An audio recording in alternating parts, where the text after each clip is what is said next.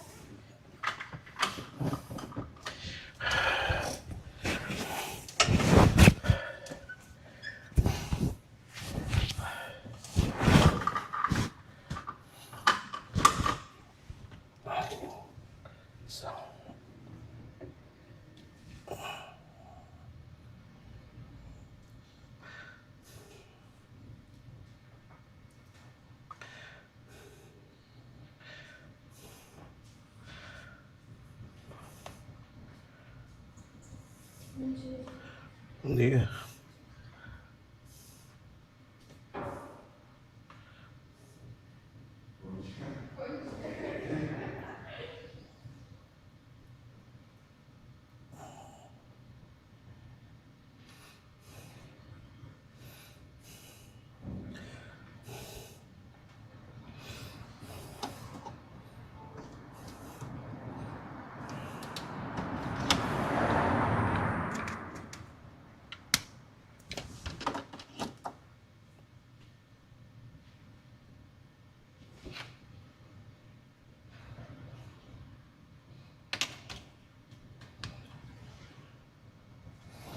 Pá.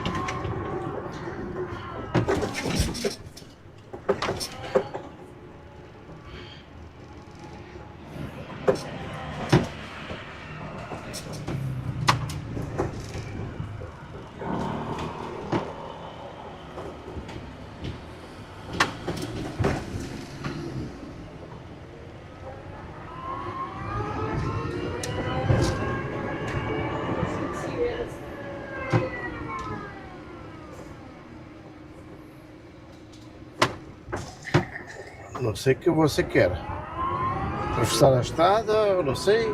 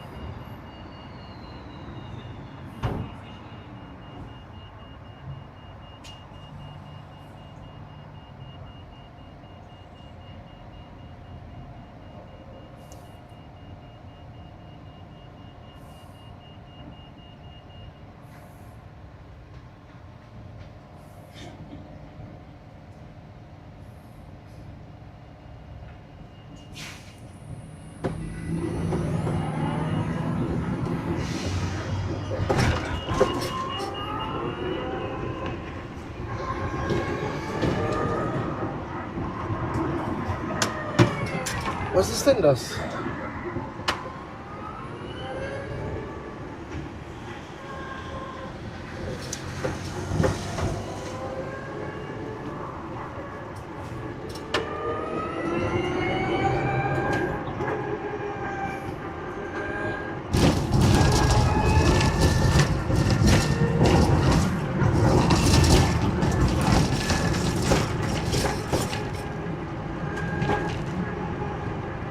Bangla.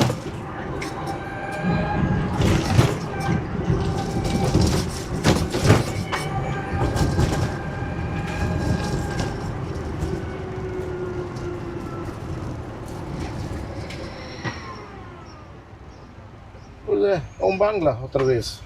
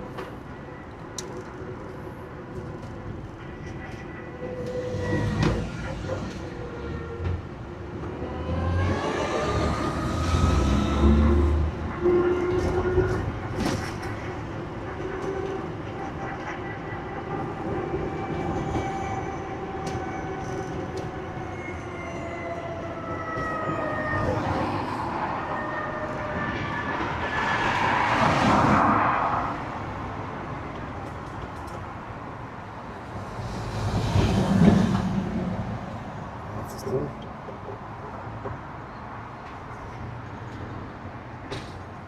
Vamos.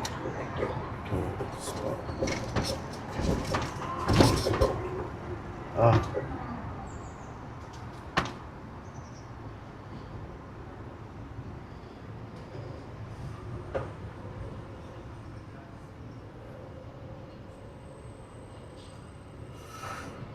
Okay.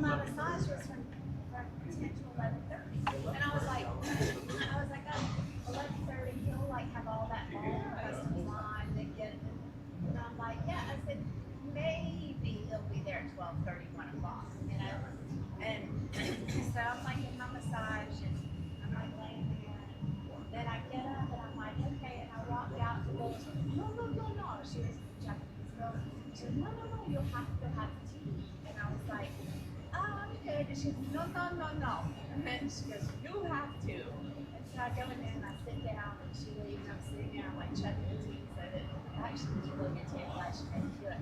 Then I go in there and I pulled up my phone out of my locker and I was like, okay, I wasn't here yet. And I'm here. And I was like, where? It's in the room. And I was like, what? I'm like, how did you get a key? This was the other thing.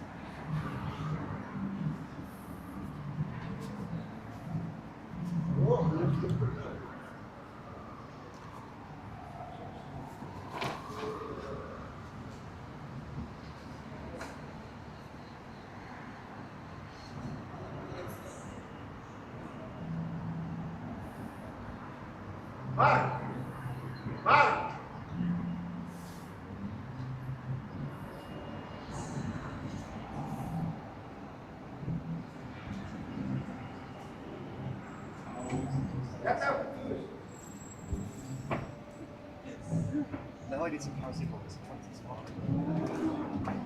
So it's like, if I haven't that car. Yeah. Excuse me.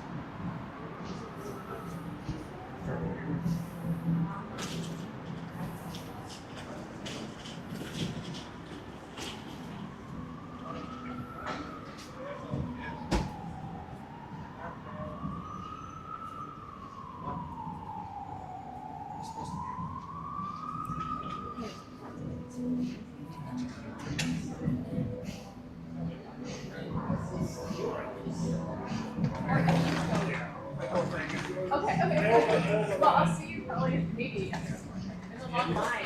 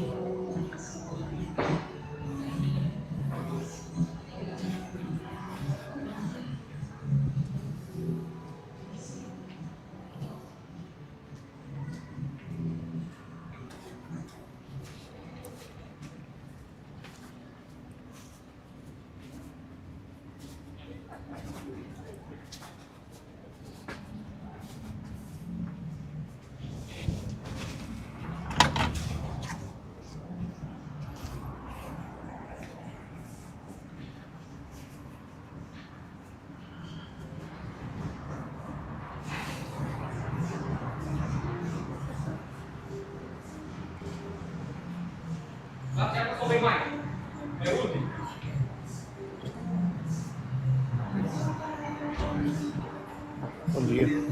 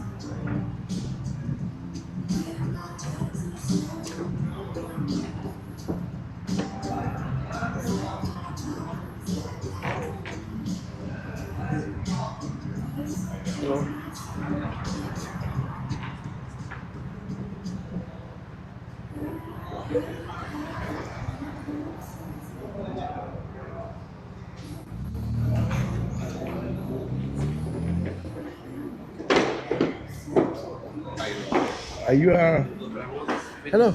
Are you my No, my not guest? yet. No. No. Oh, you waited for someone? Yeah. Oh. Hi, Hello. I'm Kristen. How Thank are you? Hey. This is Reed. How you doing? Everything Good, how are okay? you? Yeah. Yeah. Great. Let's go to the John? trip. Yeah, John? Yeah, John, Or right. Juan? Or how do you say it in Portuguese. Yeah. Oh, that is very difficult to pronounce right. My original name is João. Juan? That is Juan. João. Yeah. This Okay. is just John.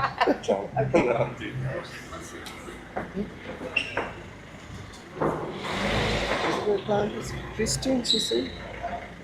Yeah. Christian? My. The same name? Yeah. My. So See,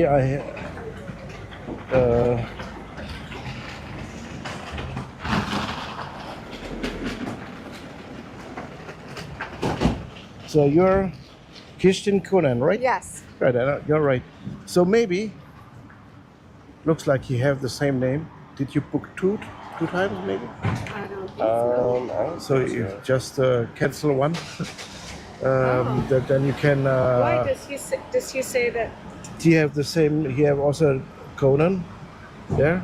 So if you have booked in a smartphone or something. I didn't book anything. Who Wait, he has my same name? right?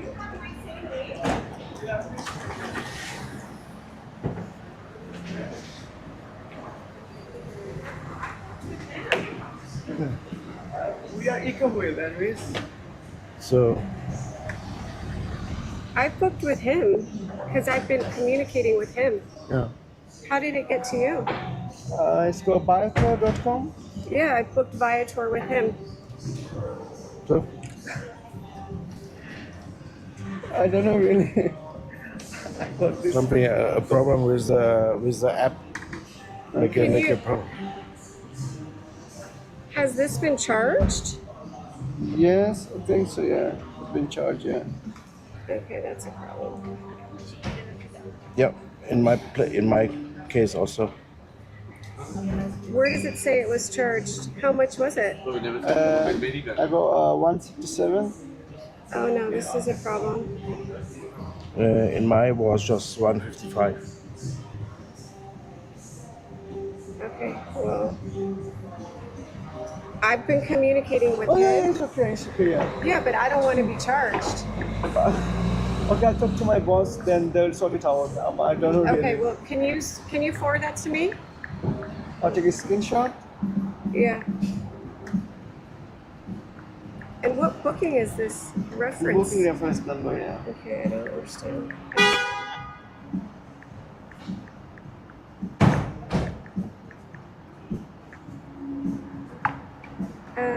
Do you have an email for me, or do you have anything?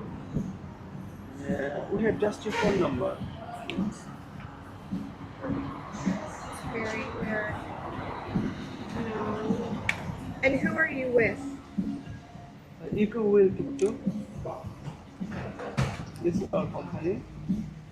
Eco will store. Yeah. Can you talk to your boss? Yeah, sure, of Because course. that's so weird. Yeah, of course. Yeah, It's yeah. very Let them know, yeah. odd. Yes. Okay, all right. Okay, thank you. Thank you. Sorry. So It's weird, man. Yeah, so if they have some name from you, maybe there's something charged already. yeah, So just you have to yeah. cancel Okay. it. Okay. It was the platform you booked. Yeah, I did it online. I don't know. That's weird.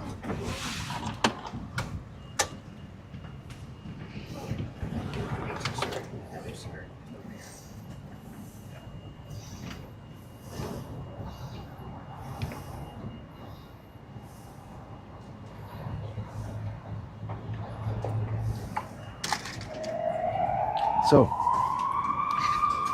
just I want to fit what I show you. Okay. What do you like to see? Yeah. My first question is, do you like history? Yes. Okay. If you like history, it will be very interesting because we was this tiny little nation spread all over the world, over the 5 continents. But also how our nation was started was completely unusual because there was a crown prince who decided to make his own country. And maybe you will ask, crown prince? He just need to wait, then he get a bigger. The thing is, this kingdom called back then Leon. Leon. And Leon. Okay. And it was in northern West Spain, the part over Portugal. And in this kingdom, in the 4th century, was built our language, the Portuguese. So even before the nation, the language was built there, and it was a merge between the Celtic from the north, because they settled there, with the Latin. And that makes Portuguese different to the Spanish. So, and then there was already fighting against the Moorish. So we have the Reconquista, bring back the Christian to the whole Europe, so that part. So there was already fighting against the Christian, and when they arrived to the city of Porto, this king decided. So why? Now we have to go from that point another 200 years back, time of the Romans.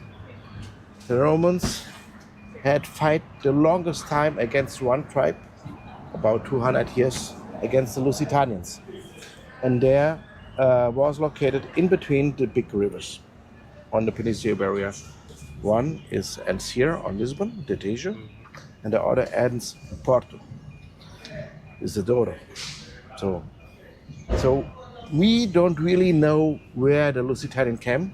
More or less, they are always here on that part, on this coast, even a little bit more to Spain. So, but we know by excavation, they use Celtic artifacts. So not very perfect Celtic, a little bit different. So there was influenced by the Celtics. So, and now we have to understand what the Celtics are, and from now we have to go about 5,000 years back, because the Celtic, that makes us all similar. All of Europe, of course. You are from America? Yes. The white Americans too. Yeah? The Celtics are the tribe who spread all over Europe, and then in East Europe, I also tell about France and Germany. They're mixed up and then became other tribes like Germans and Gallians and everything. But the most original one stays in Scotland, a part in Wales and Ireland. So this part came then to northern West Spain. And then the Lusitanians, they was not perfectly Celtic, but influenced. So even from back then, and of course it's logical that the end of Europe was not that big influence, not a big mix-up, because there was the big tribes came from Asia, pushed the tribes to the front of Europe. But of course, even in West Europe, in the Peninsula area, was mixed up. So my theory is, this king arrived to the city of Porto and found the Lusitanians. And they're looking like the same, like he know already in his kingdom, the Celtics. And maybe he want to put the Celtic with the Celtic to an own country, because before they have it not. So long time there was the Romans, and even before there was the Lusitanians, but there was not a state, there was other types, it was just a lot of tribes. So, and then the baby needs a name. And the old name of Porto was Portus Cale. And Portus means harbor in Latin. And Cale, to be honest, a lot of theories, but I think the most logical is it means mountain in Celtic. And the old Porto was on two mountains, so on a harbor and two mountains. And by the way, in the Gaelic, which is still speaking in Ireland, they say two mountain Gal, not Cale. So there we come Portugal. So now we will go to the biggest monument that remembers on a big earthquake, 1755, or All Saints Day, even changed whole Europe. So the earthquake was hit here in Lisbon, but more or less the whole peninsula area, but the most damage to make in Lisbon. And there's three parts on Lisbon: the older part, then the downtown, and then the uptown. On the uptown, they live in the more richer people, capable people, and they had carpet in the wall, carpet in the floor. And then the oil lamps falling down and begin to burn. They flee, go to downtown, and then came a tsunami. Oh, So it was earthquake, fire, and tsunami. So more than a half died. Some people say about 50,000. We have a lot of mass graves on that time. And this king was who served already there, I think 5 years just. And then he get immediately in deep sadness. And after a few weeks, he go to his castle in Sintra, about 30 kilometers from here, locked himself up, only 2 sentences, bury to death and take care of the survivors. So, and that he said to Marquis de Pombal, and the biggest monument is of him. So it's bigger than any king we have on Lisbon as statue.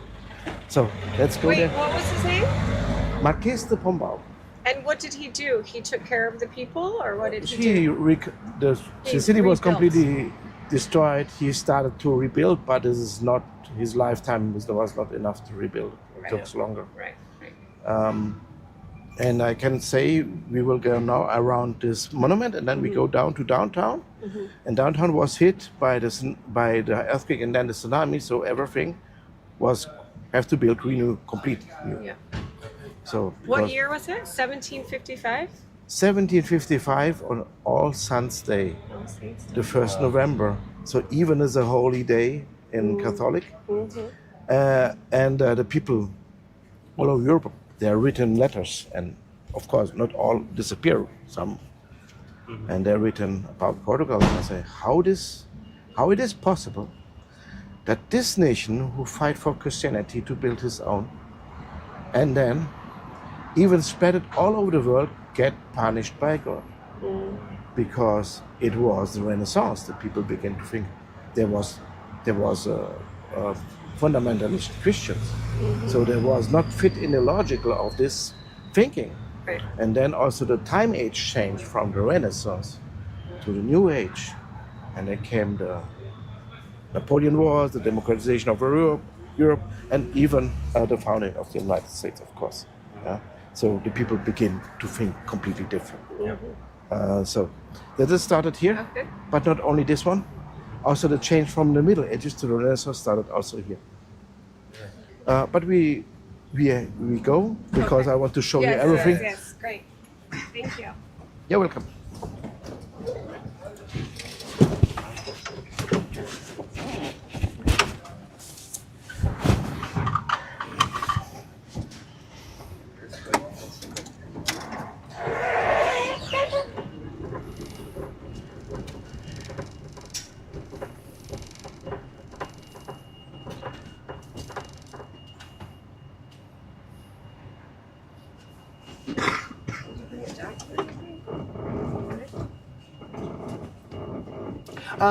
Maybe it's better to put the seat belts on. Because the police would stop us for sure.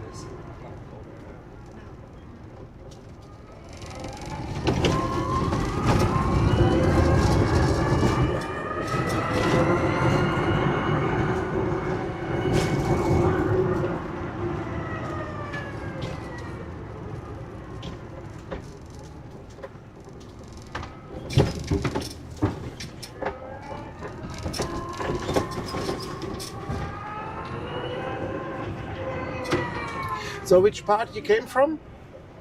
New Jersey. New Jersey? Yes. Oh, that is on the East Coast, right? Yes. So, okay, that is maybe a bit cold for you right now, right?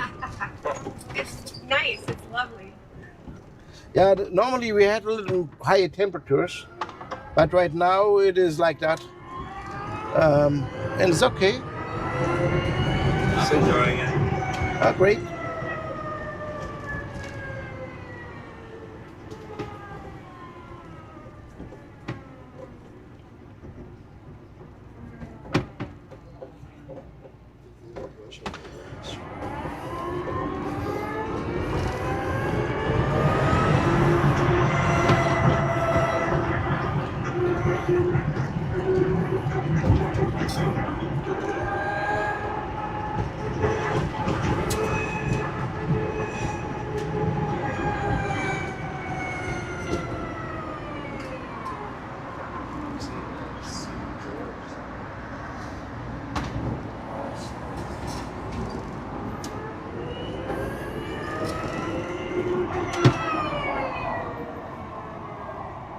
There is some sort of Portuguese guitar that seems to be very famous. We could go see a show.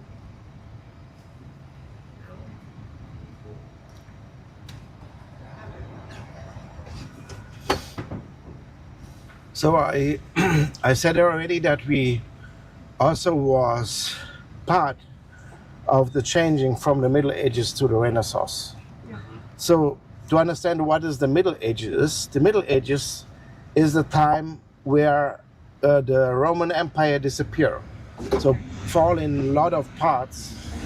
And everything which was in the time of the Roman sexy, want to say that like that, was not sexy anymore in the Middle Ages. So the Romans could build very, very incredible things, big monuments, straight line streets, big in engineering.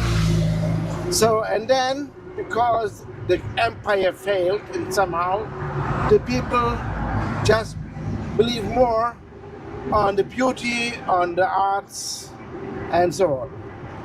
So even they lost all the capabilities what the Romans could do. And in the beginning of the Middle Ages, even they don't build the houses in stone, they built in wood. And even they don't written history. They don't written nothing what they did. So that's why in the first part of the Middle Ages, we talk about dark Middle Ages, because it's very hard to get some information on that part. So in the Renaissance, the word means rebirth. And rebirth means to remember what the Romans could do, the engineering, and even improve it. That means the Renaissance. So now you will see Marquis de Pombal, the biggest statue we have. So this the king on that time was José I. He locked himself up, I said already. So, and he go never off the palace. So that's why Marquis de Pombal get a lot of power. Of course, he rebuilt the city, but nobody could say something about his power.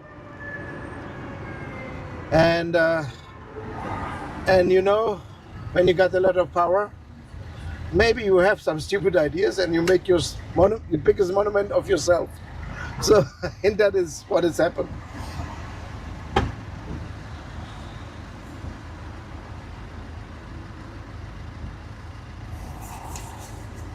So, that makes our first queen an end of, because the daughter of José I was Maria I, our first queen, and he makes an end of the power of Marquis de Pombal. And she have in a lot of ways she was right, because the time age changed, and I said already the Napoleon War started. Now I like to introduce to a very strong woman, was Maria I. And also I want to introduce you to the fact that we have something in common with Russia. And what we have in common with Russia, Marquis de Pombal. We have in common with Russia because Russia was not overtaken by Napoleon because of his size. And Portugal was not overtaken by Napoleon because we were way too smart. And our leader was Maria I. So, what Maria I did, at first she changed the capital. She took the honor to be capital from Lisbon and put it to Rio de Janeiro. And everyone who was important for keeping the empire was moved to Brazil. And then the Napoleon army came in and we don't face them. We started immediately with the guerrilla war. And so even Portugal was not overtaken by the Napoleon troops.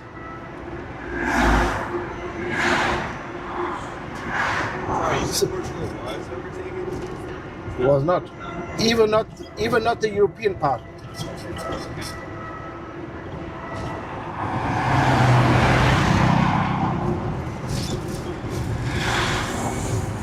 And after a few weeks, the Spanish take notice, and they begin to help us. And the Spanish and the Portuguese joined together and pushed the Napoleon army back to the border to France. And who fought it also with us? The English.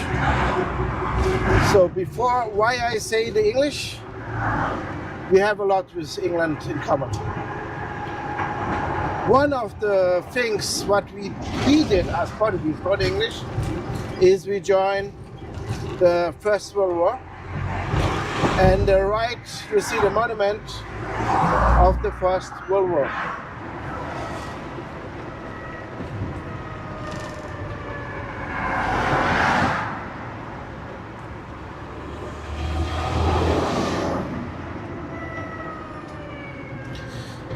So, I said we have a lot in common with England. At first, we were fighting against the Moorish, and there came a lot of crusaders to help us, all over Europe. But the biggest amount of crusaders came from England. So it's not a lot of crusades. And the friendship begins there. So when our nation was already fighting, 1144, that was the date when our nation was formed, was built. The English was already there fighting with us. And 12 years later, the Portuguese arrived to Lisbon and take over the castle. And they named the castle after the King of England, George I.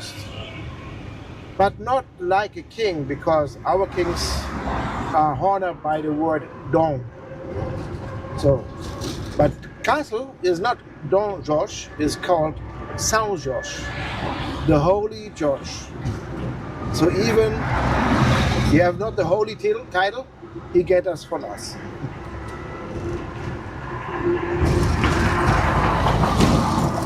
So I will mention it a few times because there's a lot of this. So now we talk about 1580.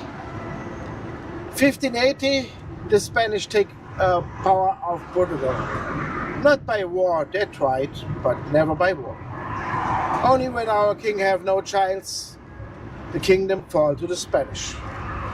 And when we fight it back to get our empire again, that is to remember the restauradores. We have to build we have to keep our empire to put it together. And the people who sail all over the world to put all the colonies again to Portuguese forces, that monument is made for. So the restoration monument, restauradores.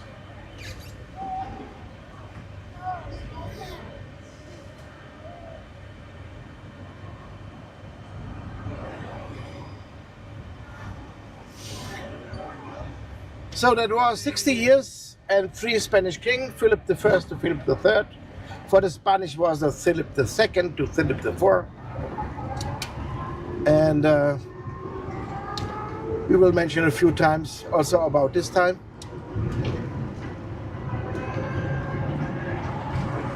And please look on my right side. After this hotel you see our train station. Our train station is built in the monolithic style, you see.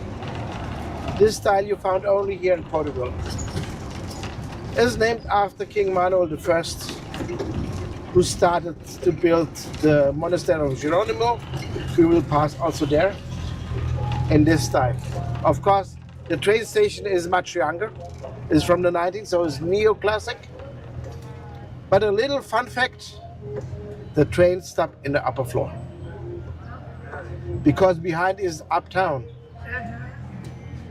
So here we see is downtown. Everything you see here is built after 1755. So, and on the top of this pillar, there is Pedro IV, King of Portugal. He was a 9-year-old prince when Napoleon wants to take Portugal. So he came as 9-year-old, came to Rio de Janeiro. So he came from a destroyed Lisbon, still from the earthquake, to a good function, maybe beautiful Rio de Janeiro. And he was still a prince when he came back. And then when he became the King of Portugal, he decided to be also King of Brazil. So he split the empire in two. He became Pedro I of Brazil. So journalists asked him, if you are king of both, where do you want to bury it? And then he said, I want to be buried in Brazil, but my heart will always stay in Portugal. And the next king take it literally. He died, they open the body, take the heart, and put the heart in the basilica in the city of Porto, which oldest name was Portuscale. So the next king didn't hear that well, maybe. So, but with hearts in churches, we have a lot in common, we will see. So please look now on my right side, you see one of our elevators, because to help the people in the upper floor, there we are, built in 1902.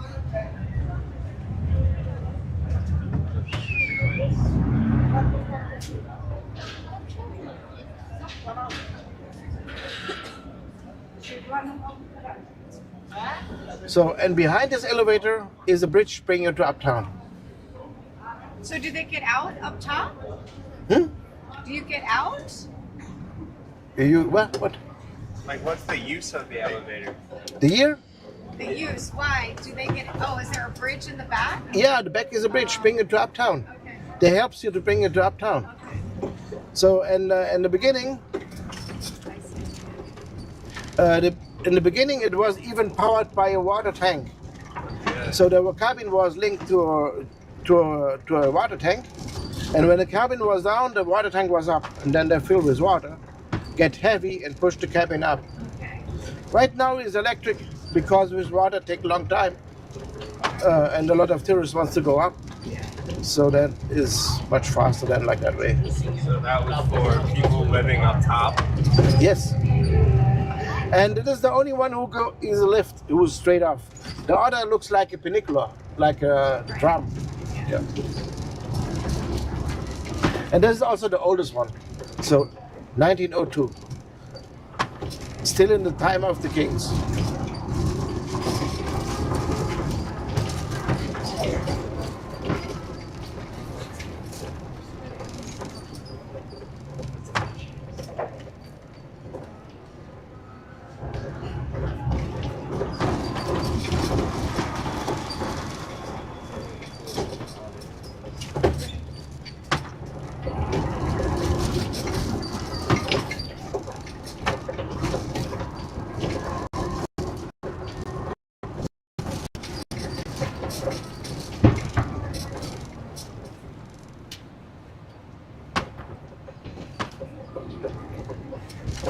So you see, you found here straight line streets, right?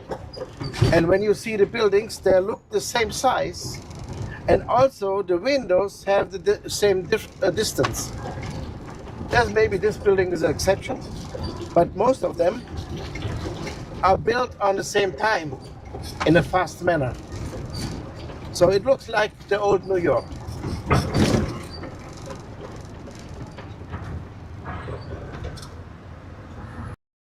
Much better than there. More or less the same size. The windows on the same height. So that is one of the things here. Oh yeah, that is the Arco da Augusta.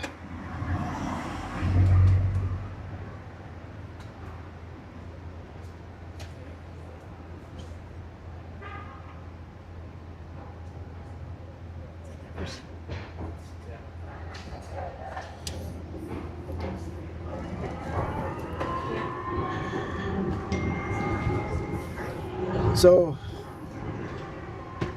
the people flee from uptown to downtown in front of the Palace of the King. And the place where the Arco de Augusta lead, there was before was the Palace of the Kings. And of course it was also disappeared with the tsunami.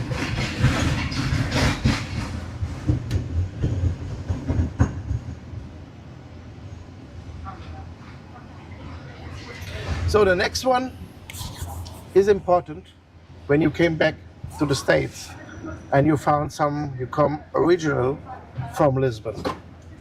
And maybe you talk with him about Lisbon, maybe you will say it's beautiful, but he will ask you a question when you are not in this talk, you don't get it. He will ask you if you saw the Sant Antonio, the Saint Anthony. So now we have to understand what is about St. Anthony. St. Anthony get his holy status in Italy, Padua. And he is the son of the poor people and the lost things, one of the most sons of the Catholic Church. But the Lisbon people have them very near to their heart because he born in Lisbon. He went to be a monk in Lisbon, and then the church sent him up to Padua, Italy, where he get his holy status. And you will see. Oh, okay. It's a bad point to stop. So you will see the house where he born. You will see the church which get the name of him, and you will see the statue of San Antonio. When you see the three things, you can say, yes, you saw it. The Sant Antonio.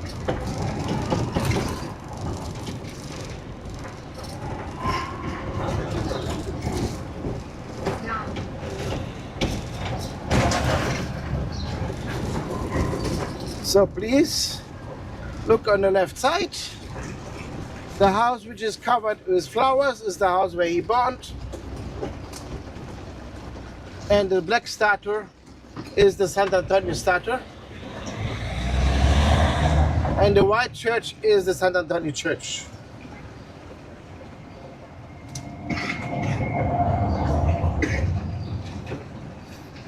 So the Church of Sant Antonio is from the 14th century. A lot of tuk drivers don't mention it, but I think it is a beautiful church. Why a lot of tuk drivers don't mention it? Because there came something much more important. Even Sant Antonio served first for this church, and this is the Cathedral of Lisbon. And cathedral is a word in Portuguese is simpler than in other languages. So we call that the Sé de Lisboa on the right side. And that survived the earthquake. Only one pillar moved about 40 centimeters, but the roof didn't fall down. But always when it's rain also inside. So over 300 years. So in the winter time when it rains a lot, maybe it have the most cleanest floor. So, and now I have to say sorry. This street get a name from myself. I called it the White Horse Street because it has so much bumpers. So I have to say sorry in advance. I try to make it more comfortable than possible, but I will get not all of it. So be prepared.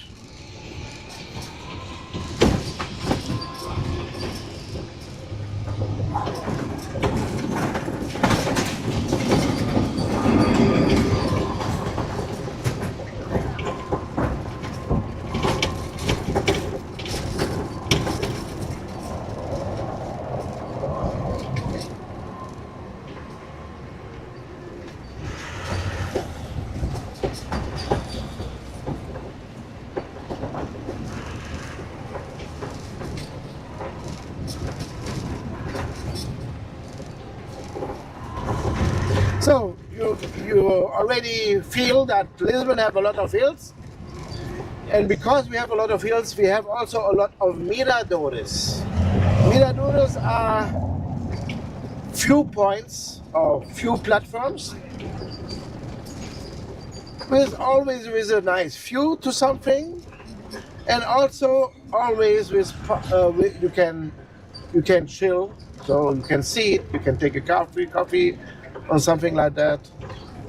And so the next mirador will appear on my right side after this green.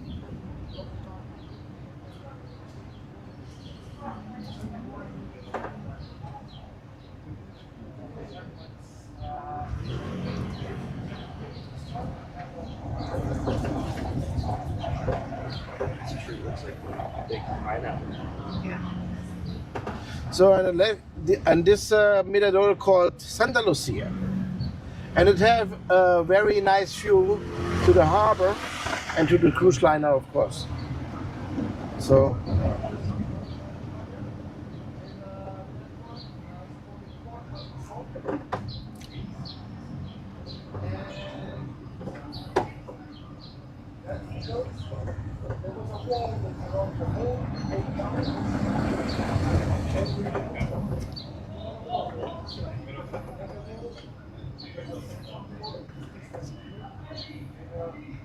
So what's to happen?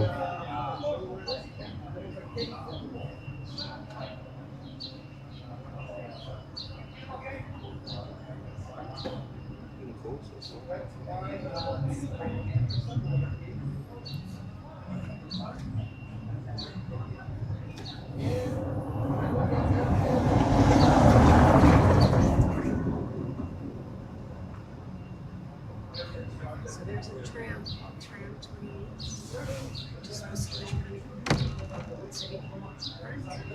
So we're going to take that tram to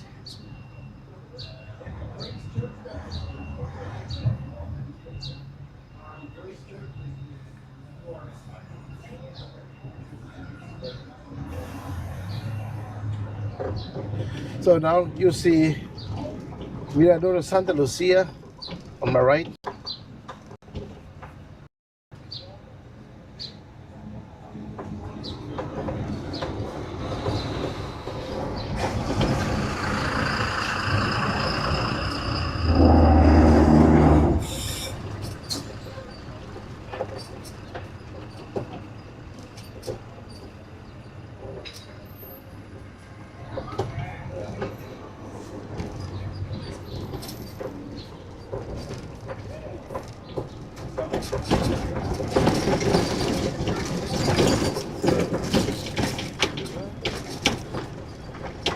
So, and we are rich in miradores.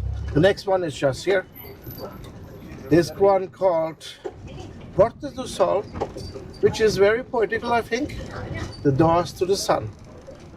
And it's right, it's always shining in the sun. And it have also a monument. By the way, there's also a great view to the harbor also.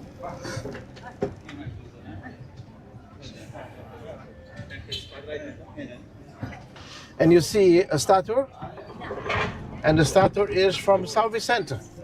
And look what he have on the left hand. a ship with the two crows on it. Why the crows? Thank you for your question. São Vicente get his holy status in the 4th century and fighting against a big unchristian empire, which was in the 4th century the Roman Empire. So, and he fought in Saragossa, which is nowadays in Spain. And 300 years after, when he fought against the Roman Empire, the Moorish came also to his place. And they found his grave. And because they understand the symbolic of him, they was afraid and took the bones away. And nobody knows where he put until our king arrived to Lisbon. You get notice that the bones of São Vicente are in the Algarve, which is now in southern Portugal, but back then was still occupied by the Moorish. So he sent crusaders and Portuguese knights to bring back the bones of São Vicente. And yes, they found it. Please look at this tiny little house. That house also survived the earthquake.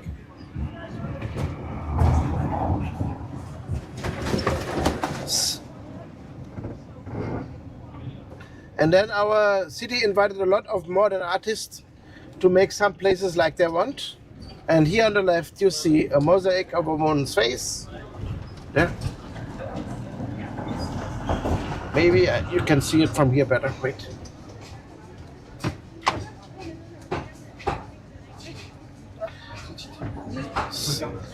So the Crusaders found the bones and bring it back to Lisbon, and they're following two crows. And the two crows is now the symbol of São Vicente. Of where? São Vicente, of St. Vincent. Oh, okay. And also our shield of Lisbon. The shield of Lisbon is a ship, and left and right, the crows of São Vicente. And the history of Lisbon and also Portugal are very linked to it. We will notice more.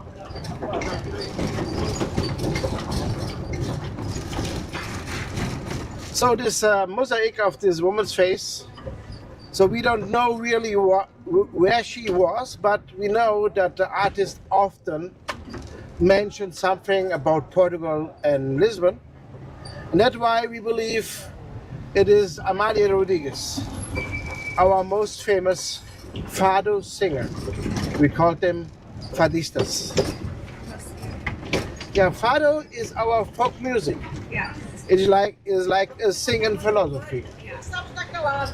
Very deep meaning, and the Portuguese are very linked to it.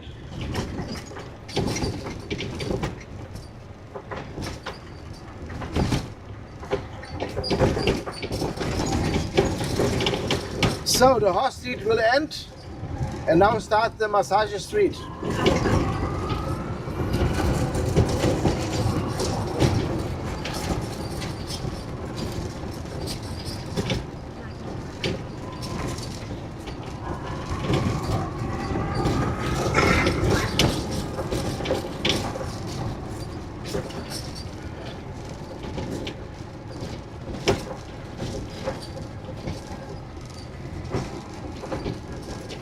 Oh, kidding. Not that far. Okay. So now, just a moment. I want to be sure that the car don't falling up, down.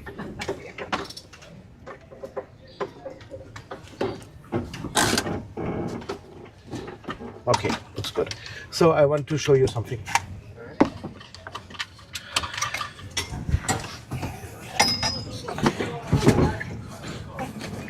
This church we will see here is not the oldest. It is just from the 16th century. So it is Igreja da Graça.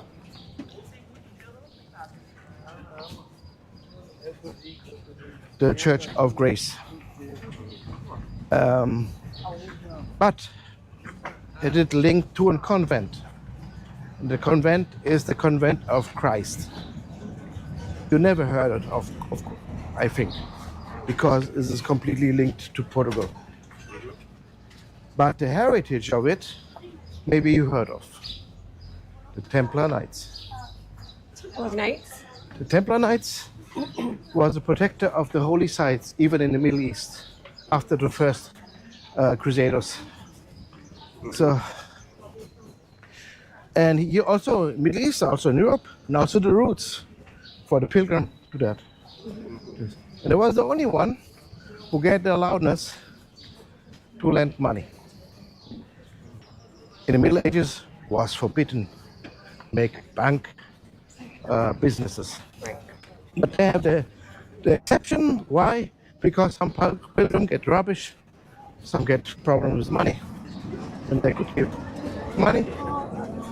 So, and you can guess, if you're the only bank in Europe, you get,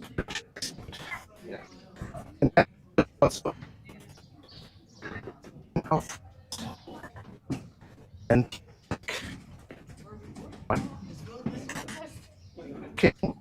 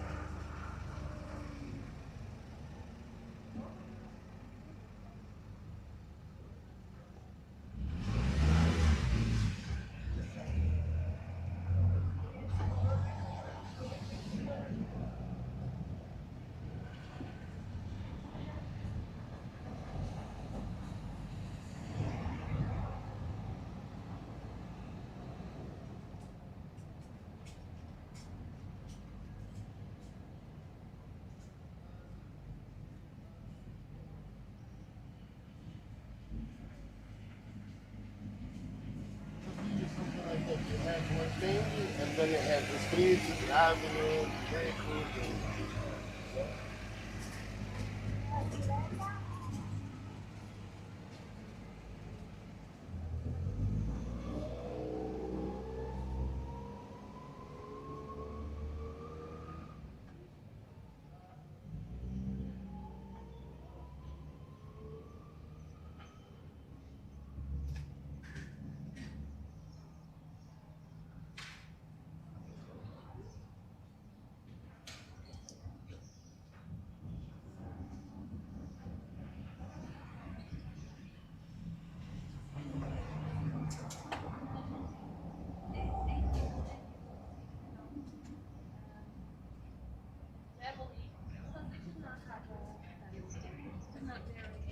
they have to dedicate like 100%.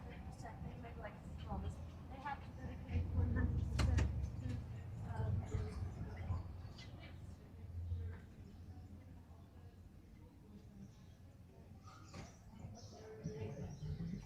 So as soon as they arrive, they should stay at.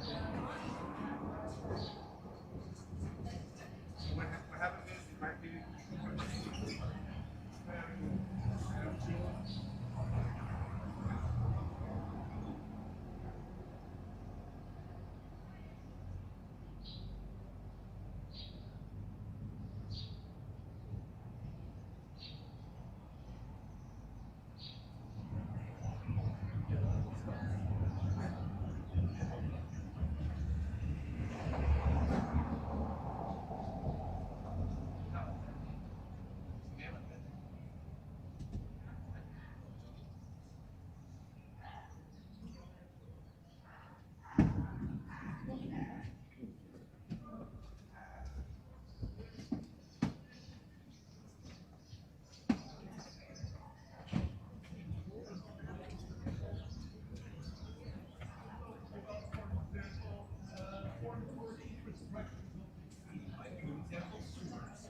Now, the more east they left, the more.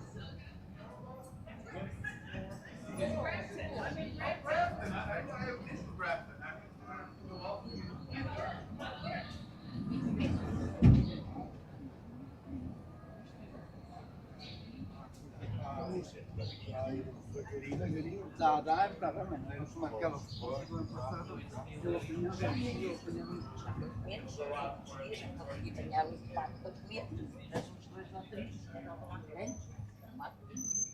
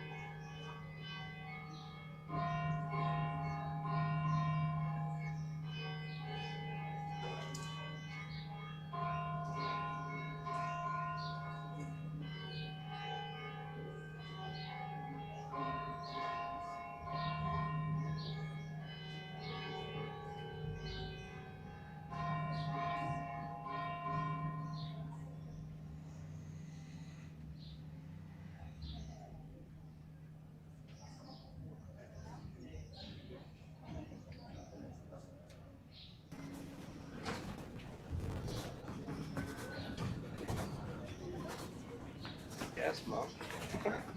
I think that was just like a random, not that I mean, No, it was also logical because of Rome. That is not that bad.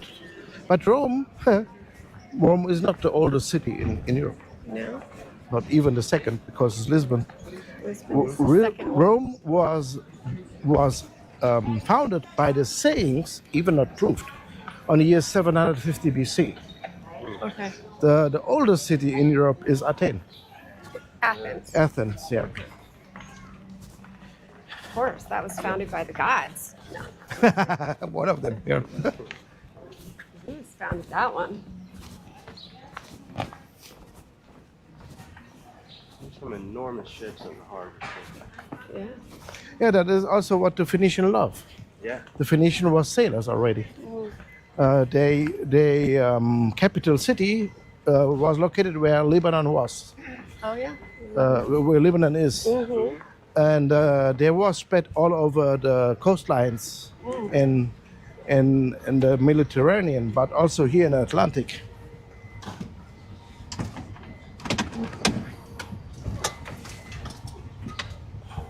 Colonies have big and neat colonies. Which colony?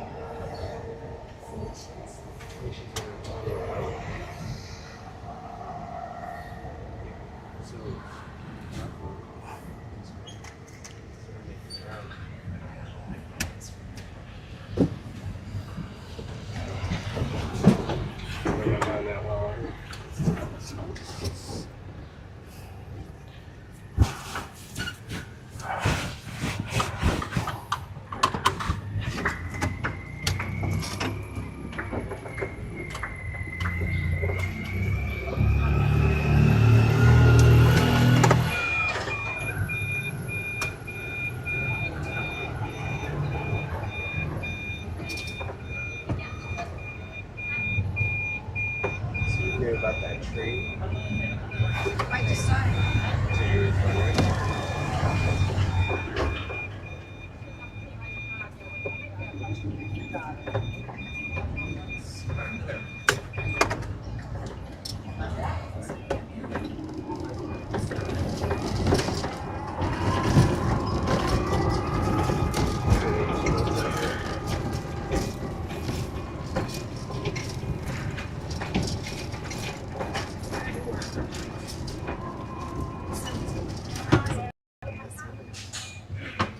I'm sure they have.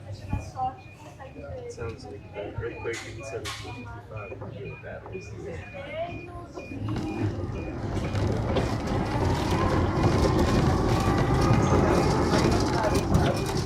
Well, now on the left, after the church, you see the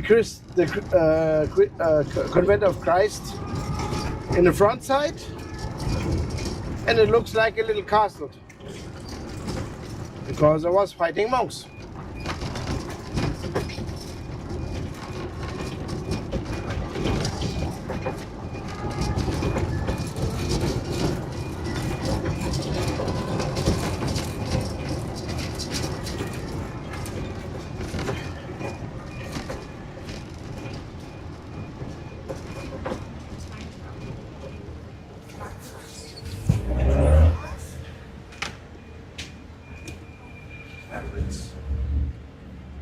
I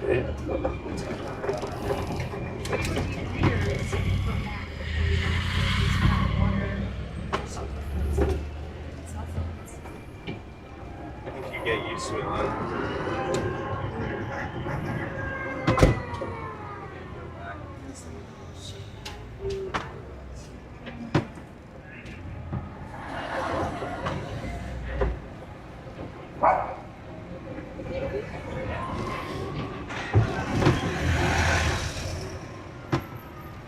So this street, when we look down this street, we will see a building with a painting on and modern art. I will turn to the left and then you can see the street down.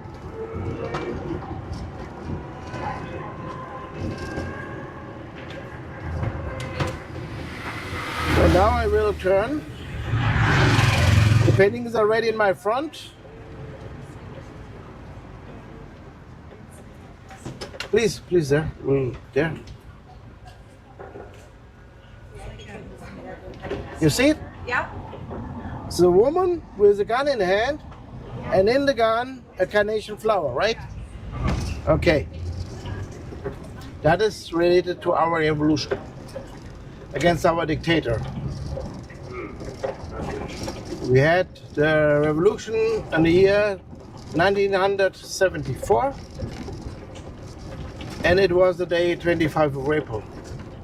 And who makes the end of it? It was our army. Our army, so the heads of our army stick together and combine when they're playing a special music in the radio, which was never before played. They will march against Lisbon. At the same time, there was a woman. She wanted to celebrate the 1 year of her restaurant, and she bought the flowers of April, which is the carnation flower. And she had the radio on, and she heard the music about brotherhood and freedom. And she was surprised. Freedom was a forbidden word in our dictatorship. So she go out of the street, saw the passing by soldiers. She running inside, taking flowers, and gave every soldier a carnation flower. And they put the carnation flower in the gun as sign to the people that don't want to shoot to the people.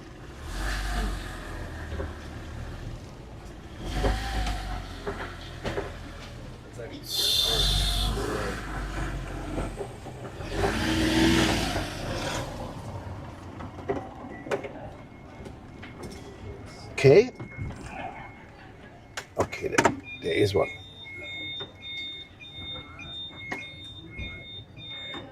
So this is the highest point of Lisbon. And maybe you noticed already, the Portuguese have a very complicated history. But we like to be that simple that possible. And when we found something, we named it like we are. So this example, we saw a woman on a mountain, and then we called it Woman on a Mountain, Nossa Senhora do Monte. But not only on that time when we arrived to Lisbon, also later when we make the discoveries. One time we passed by a river in January. We called it River in January. You know it as Rio de Janeiro. This style. That's hilarious. I did not know that. Did you know that?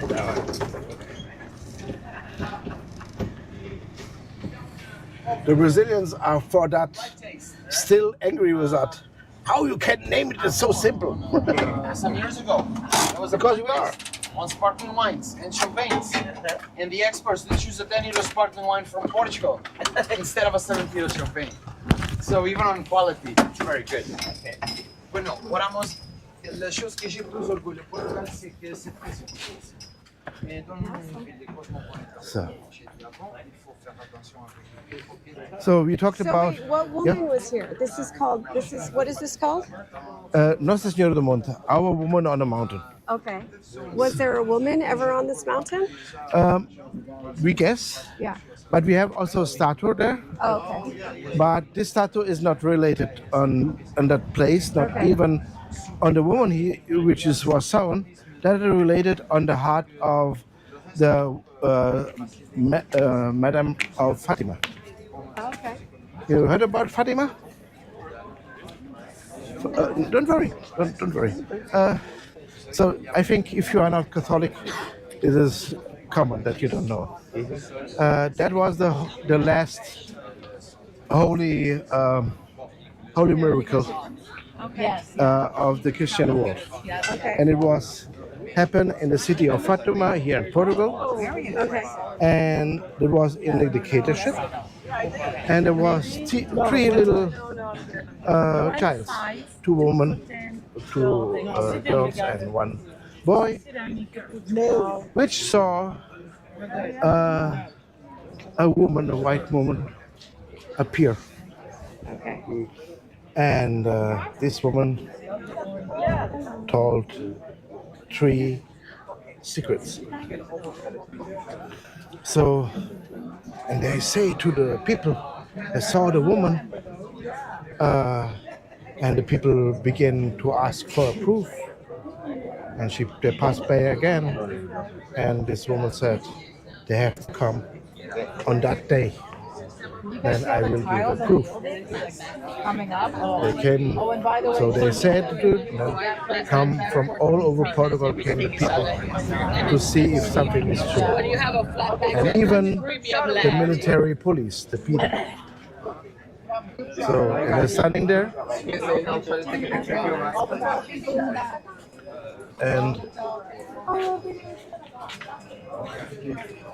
and then they came there. Hours, waiting hours and hours. The first disappear, go.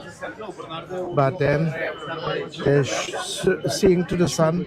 The sun seems to turn. So there's a lot of stories around. I don't have so much time. Even the secret police want to take the children hostage, and even the one child they said she will push them to the fire, and if she still say that it's true, but she was still say that it's true, and then but he didn't push to the fire. Even they said, the children by themselves, we know that we both will die first, and one will live longer, and that has also happened. And the 3 secrets that the Vatican, the Pope. So that is Fatima, and this statue is related to the heart of the woman of the Fatima. So it's not of the woman of the mountain. So you see a lot of colors right down there. Our dictator was cruel, was also, we will say, violent. But he was also stupid. And one of his stupid ideas, so if you have just the stupid ideas, that's the best part of him. And one of the stupid ideas is he was only allowed to paint your house in white. Exception the house with the titles, of course, they have a heritage. Exception also, you could paint around the windows and around the doors a color you want. You want, maybe not really, because if you paint it red, he will mention that you are communist. Yeah. And you get problems. That's why the communists painted blue. So, but I'm 25 of April, we get our freedom. On the next day, the 26th, we go all in the salon, take the colors off, and begin to paint. That's why you see so much colors here. And even today, we don't like when our government buildings are white. That's why even our national palace, which is our president in, is not white, it is pink. When was Lisbon a dictatorship? What were the years? It ends 74, and it begins in the 1920, so 49 years. Wow. Even the first dictator died, and the next one came in. So through right after World War II. 74. No, it became. World War II. Sorry, it started in 24. So it was 1933. So it was official the Estado Novo mentioned, which is the title of the dictator of the state, the new state, make a new state, and then we get a dictator. So yeah, and stuff. So, by the way, last year was 2024, right? The Portuguese came from all over the world, came to Lisbon, and they do like we in Lisbon do always every year on the 25th of April. We go outside, put a carnation flower in our clothes, and sing this one song about freedom and brotherhood. And that was played on the radio. Played on the radio. That was played on the radio, right? Wow.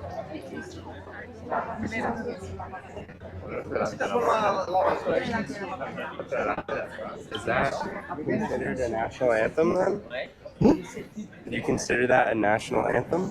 Now, our national anthem is a bit older. So not that old like our country because we changed one once. When our kingdom ends, we changed the national anthem. Now our national anthem will talk about the heroes of the sea and the noble folk. And about noble folk we will see also prove it. Okay. So tell me about that cross up there. That came later after the Brazilian one. Yeah. Brazilian one called Cristo Redeemer. And this one is Cristo, Jesus King. So it is 110 meters high, so but include the foundations down, which makes the highest statue in Europe, and the 7th highest in the world. The one in Brazil is higher. And how you count. Okay. If you count just the statue itself on the top, Yeah.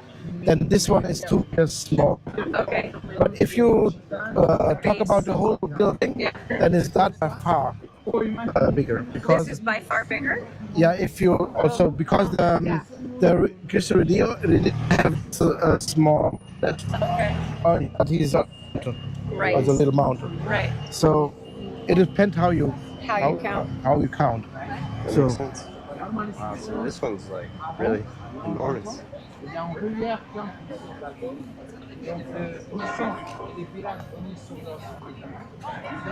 But Christ, the one in Brazil is Christ, right? This is just a cross. no, there's also Jesus. Okay. Okay. Oh, because I felt like he was looking at me last night. That's right. Okay. Alrighty. So this bridge you see, on the time when it was built, 1960, had the name of the dictator Salazar. And then now when we became freedom, we have to rename it. Get the name of the date, 25th of April. It looks like the Golden Gate, but the only which is really common with that, one of the 20 companies who was involved is American State, who was also involved in the Golden Gate. So they helped with the bridge. But it's also a bit different made because the Golden Gate have no railroad below, and this one had to have a railroad below.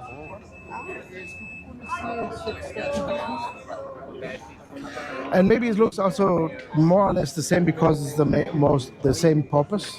We have an entry over harbor, must be very high, it must be very wide, and that's why it was that style you can use.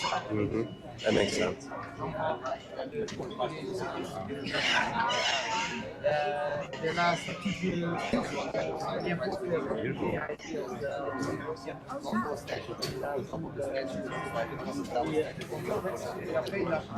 So,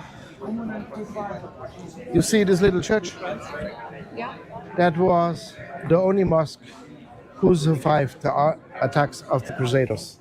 Because the Crusaders was also very fundamentalistic Christian. He even wanted to No lose his life. Muslims allowed. Yeah. And they destroyed all of the mosques, exception this one. And then because there was the only one who was left, became the first seat of our bishop of the first bishop of Lisbon. And the Muslims left a chair built in the corner in coral stone. And there's a saying, if a pregnant woman sitting there get a good pregnancy. And our first queen, the fabulous, very intelligent Maria I, get pregnant. Sitting there, get a good pregnancy. Oh, good. She was the one who moved the people into Brazil. He changed the capital. She changed the capital. So the people, not just the king family and the most important for the rule the empire, they came out to Brazil and came back again. Smart move. So we didn't talk about. Maybe you have this question. We are this tiny little nation, even not a million. How could this nation take an empire that big, spread all over the world, over the 5 continents? The answer is a bit simple. There is more than one answer, but the first important answer is because the Portuguese invented navigation. Maybe, yeah. They're not the Right, the ships, the exploration. The exploration, yeah. The navigation, so I have to prepare you because I know when you came back to the States, you have maybe a lot of people who don't believe on the first time. And it's not, that is okay. The problem you need to understand that well, that you can answer. Because they will say, that is not true. The Vikings was before on the ocean. Vikings was before in the ocean. And maybe they found also Winland, the Wineland, which is America. But they never knew where there was. They navigate on the coastline. When they found an island, they go around to see the next coastline. So like a blind. Yeah, they didn't know what they found.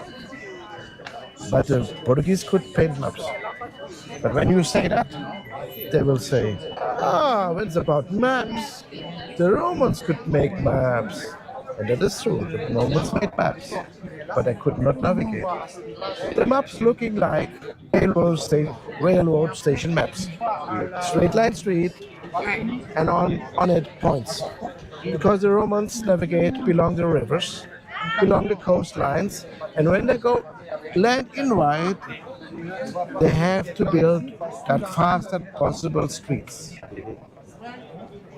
And the streets that we have to talk about, because they built very perfect straight line streets. More or less because they could not measure curves. They rather want to cut a little mountain in through, put a straight line street through, and go around. Why I say that? Because they use 3 measurement instruments, which the Portuguese after it remembers. They put these 3 measurement instruments upside down to the stars, and when you use much more mathematics, then you can find out where you are on the ground.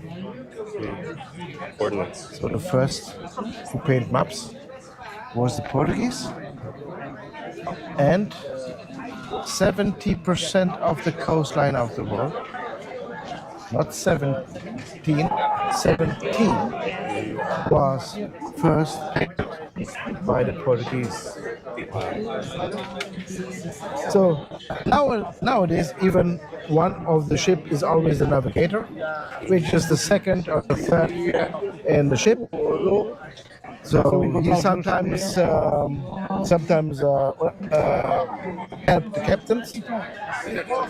But back then, the navigator had a diploma of mathematics because he needed a lot of calculations, and without calculators, without internet, it was everything by hand. So yeah.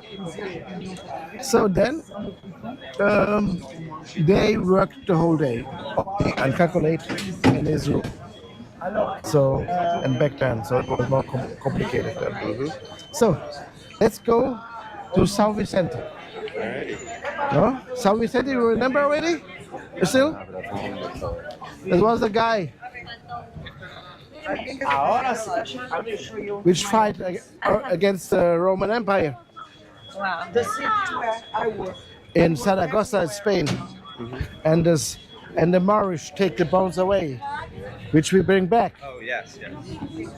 He helped to bring them back. The Portuguese bring back to Christian land, which was Lisbon in that time. So, It's fine, no worries.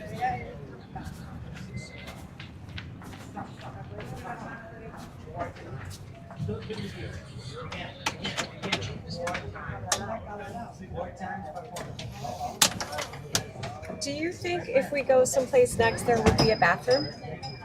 we have here. If you want to go here. Okay, maybe I'm gonna run to. Do you have to go to the bathroom?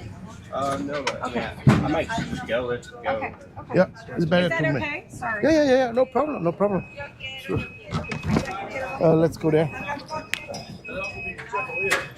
There's an auto edition. A brown lady.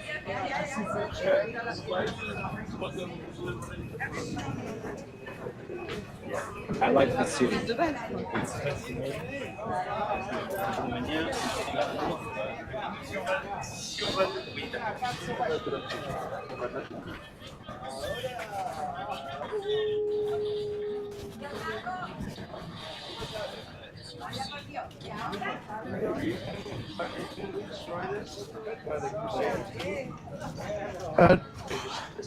I think maybe someone said no. Maybe the oh, door.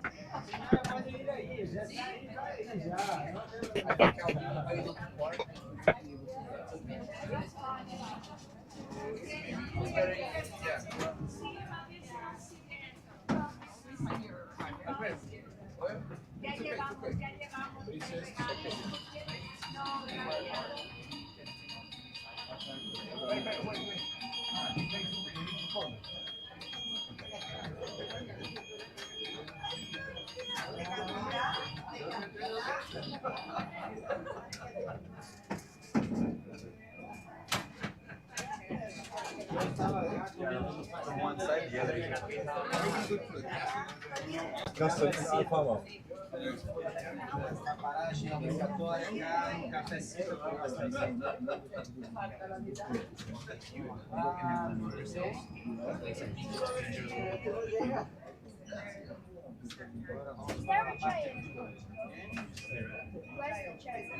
Yeah, actually, yeah. So we are at the highest viewpoint of the city. Like the highest point of the city is on the other side of the city.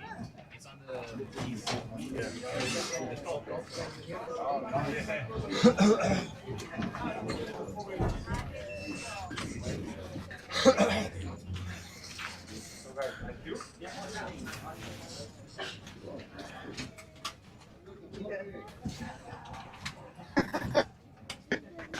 You come out. I'm trapped. The price line is set, right? Oh my goodness. Too much to go in the cave. Oh. I know, that's what I said to him. What, number 4? Okay. Okay.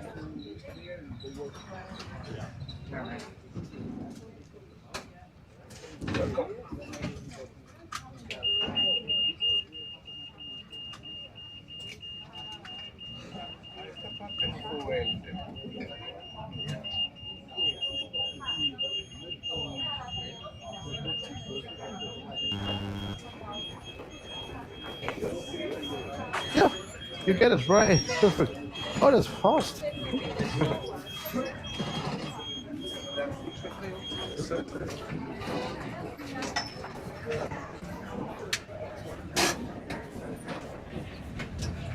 So it's still very Catholic. Lisbon, very Catholic still. Yeah, and yeah, Portugal in general is Catholic. Yeah. But of course, we get more modern, and a lot of people don't believe, and we get a Right. lot of foreigners also coming in, and so it changed a bit. But we Portuguese, we still, even when we don't believe in the Catholic, we Yeah. believe in the culture on around Yes. it. So because we are linked with that very much, and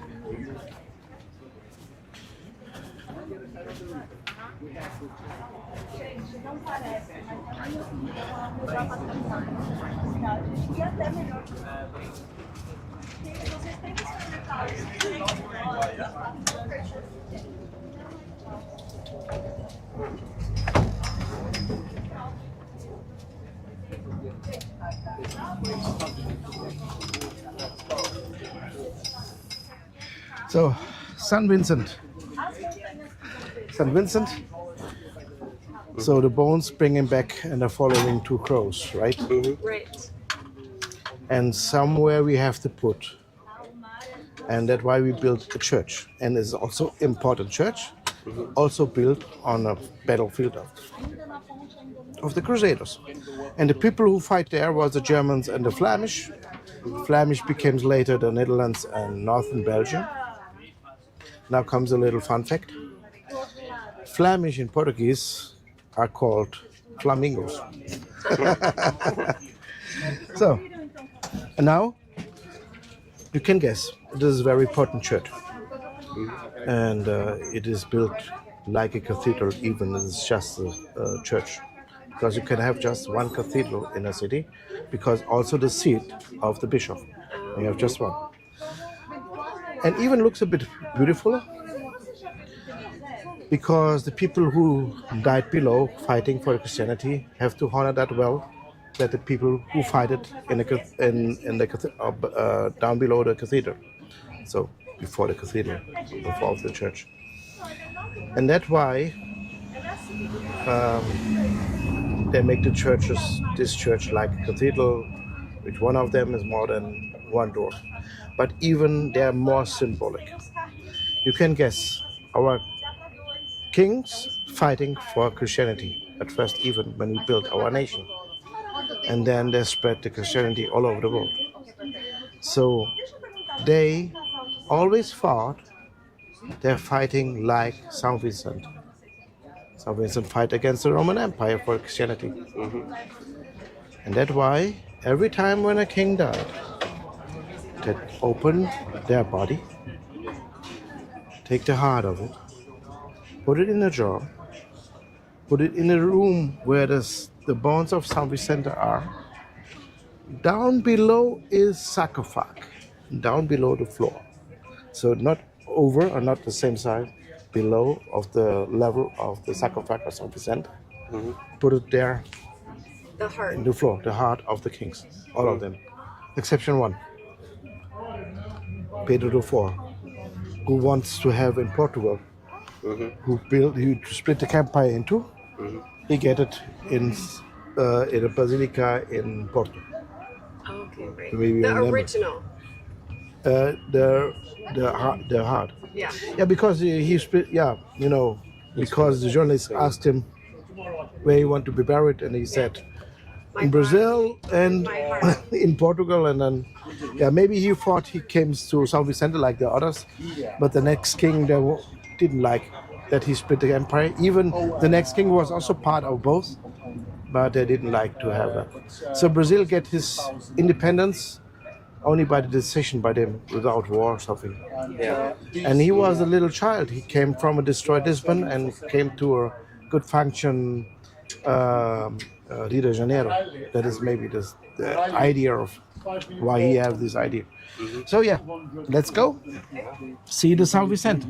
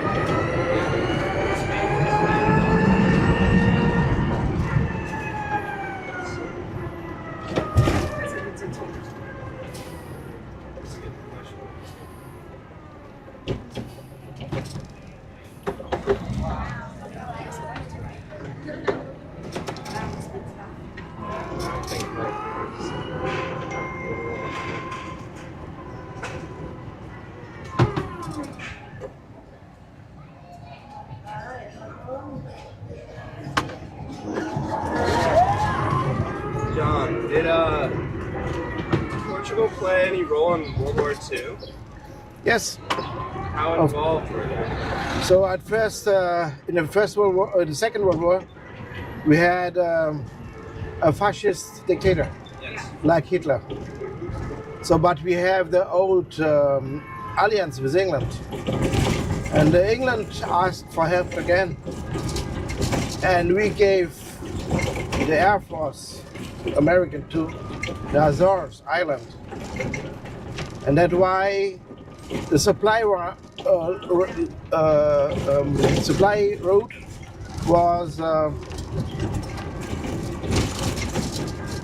was protected by the Air Force then, and very famous German submarine began to lost on that moment. So when the First World War, it was not a very good experience for the Portuguese, because that was the only war Portugal lost. Because we held the line in Belgium, and the Germans passed us through. And that is the church San Vicente. And you see, it looks even a little bit better than the cathedral, right? Yeah. With the heart of our kings, with the bones of San Vicente.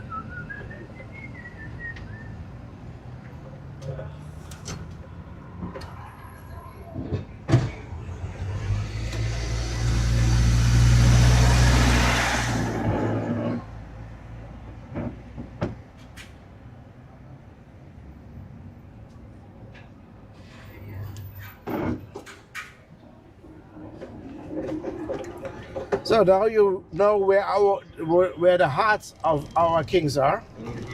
But now we come to a place where the people are buried who are next to the people's heart of Portugal. And that is the National Pantheon. So who is buried there? Because Vasco da Gama bring us a lot, is buried there, Vasco da Gama.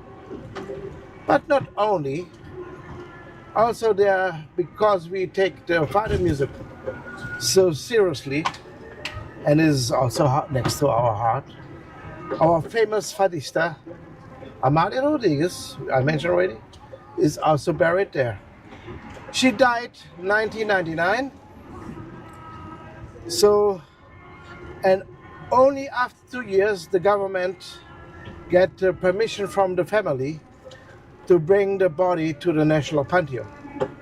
So 2001, the bones was taken from the original grave, and that the whole way from the original grave to the National Pantheon was sent live on TV.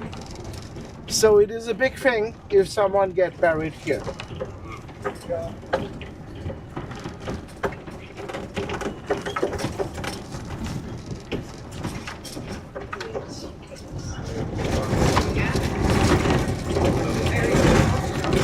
So the National Pantheon will appear on my left after this white wall there.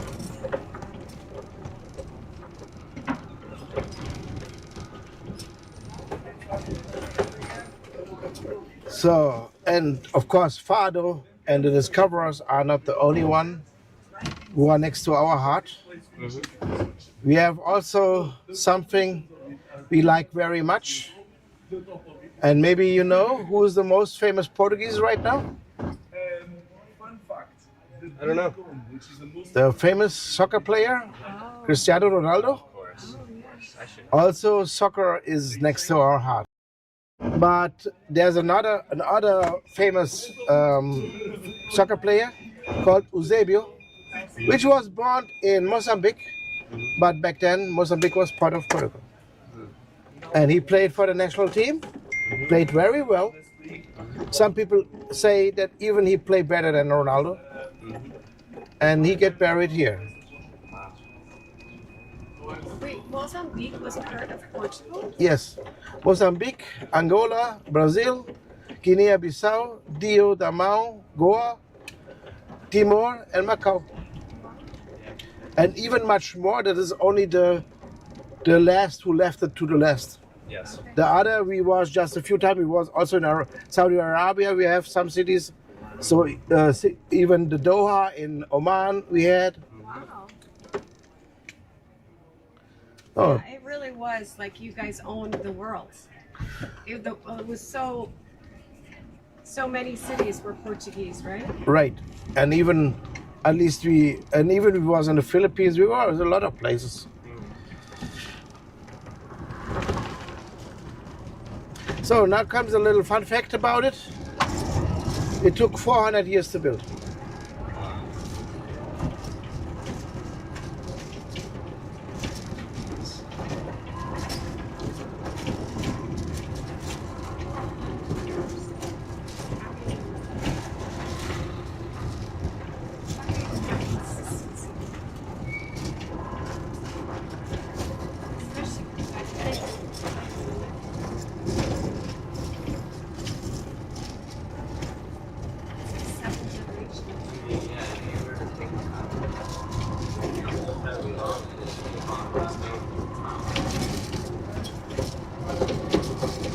So now come the most biggest modern art we have here in Lisbon.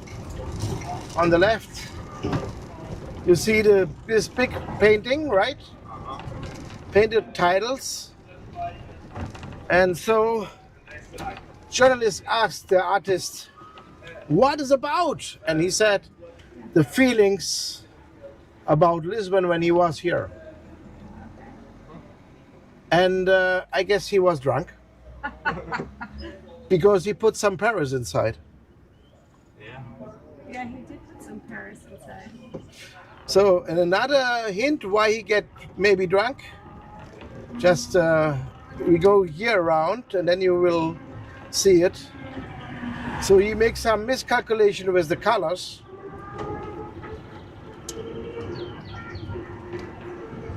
And then you see he begins to paint just in black and white. All over to the top. You see? Wow. And the smiling people though, oh sorry, I forgot the colors. So it looks like, right? So for my feelings. Yeah. It sounds like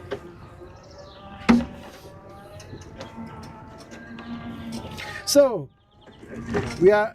I said already, the Portuguese invented the navigation. So you understand that we could in that time make the maps of the world. And maybe you can also say we was alone in the beginning on the ocean. But it doesn't explain how we get our empire. And so we helped even in the first Inquisition against the Jews. We helped the Jews too, and the same way like the Templar Knights. So our people increased to 1.1 million. So we had the first Inquisition was started by the Castilians, and the Jews had to flee all over Europe. And we didn't kill them. We just say to them to change the religion, and most of them did it, but some just pretend and keep it at home. So we didn't look after. So 20% of the Portuguese have Jewish descent of this time. So we was a bit more, but still just 1.1. So it was still not enough to make wars. Because we have the whole world, so we cannot make all the wars. So that's why we make it also different. Our captains leave often a sailor in some place with one order. And the order was to make friends. And then was there and just living there just a half year or something, because the captain have to go to these discoveries. And then when he came back, he get fresh water and food from these people. And there became part of a trade line. So it was a win-win situation. It was also the start of the modern diplomacy, which is proved by the Portuguese, very powerful. And after it, a few decades later, they became colonies, of course. So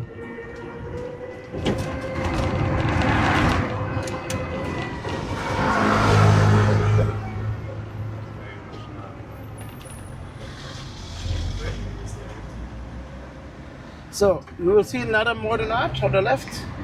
You see the number? Yeah, 86. Right, this is modern art. That's the tram. What? There's a tram that says 86. 28. Oh, 18. Yeah, okay. What happened in 1867? Built this train station here. So something the modern art didn't really know about Portugal, so they used just something, and there's just this train station 1867. So please look on the left. That is my favorite modern art. This little girl, I like her so much. So beautiful, so lovely. Gave water to those plants, so yeah.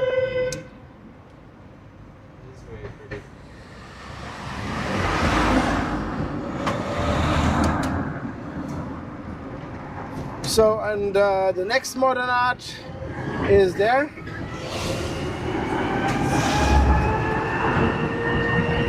That is the Poseidon here in front. You see?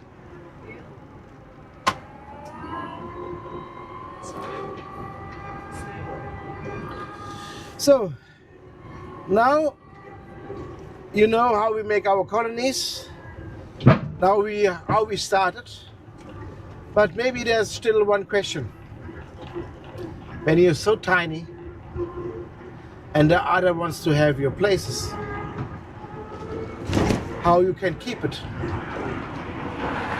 So even we started at first and we leave it at last.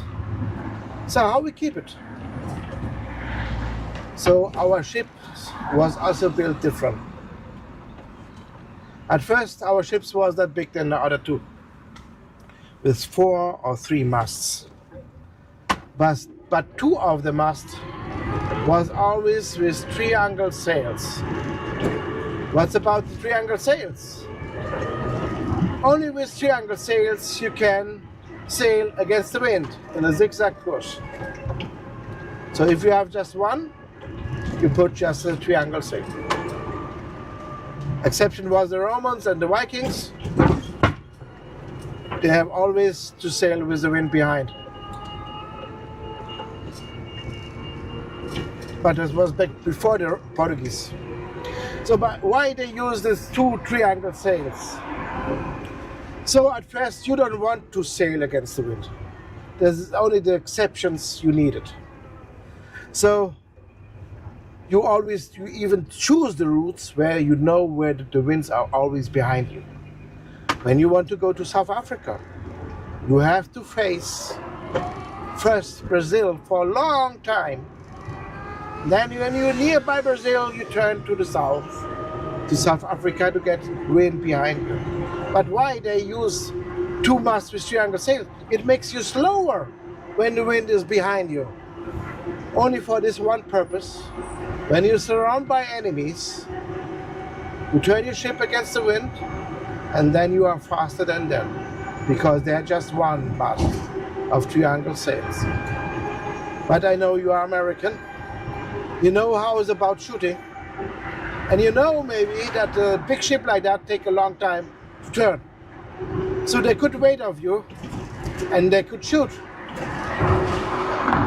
That's why the Portuguese have a different kind of cannons too. At first, again, something it looks less capable. The cannons were smaller, and they had a big hole on the back side and a metal jar. The metal jar, they could prepare the powder and the cannonball, put the metal jar inside, shoot, the other prepare the next one. So change, shoot, change, shoot. And the others, they have to push the cannon back. Put the powder inside, press it. Put the cannonball inside, press it again. Push in front and then shoot. So you turn your ship against the wind, shoot like stupid, and nobody wants to come near you. And then maybe your question is, if they had back then something like a machine gun, why they don't use it always? These cannons have a big fail. Cannot target nothing. Yeah, always when you shoot, the next target is someone else. That is only made for this purpose, not to make wars. And anyways, we are not capable to make wars. Sometimes we could not avoid. And this one, all we win, only this one against Germans. Other wars we could avoid, or it is not worth enough, we didn't make it. So it was more about Defense and escape, yes. And modern warfare also, because of against the Romans, against the Napoleons, against the Romans too, because the Lusitanians did it also. This guerrilla war. So now came a question. You know already that we was kind of smart all over our history. My question to you: what you guess is the national animal of Portugal? Oh, so it has to be a smart animal. Yeah, and, yeah.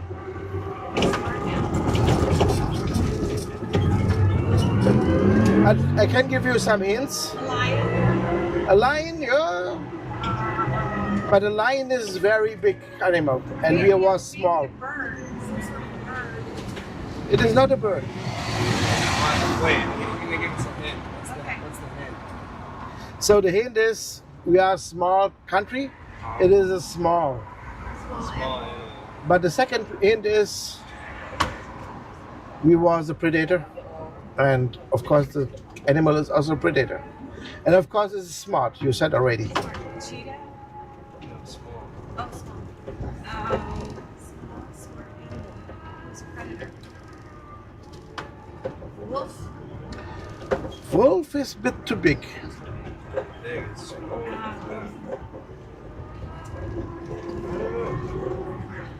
So I like very much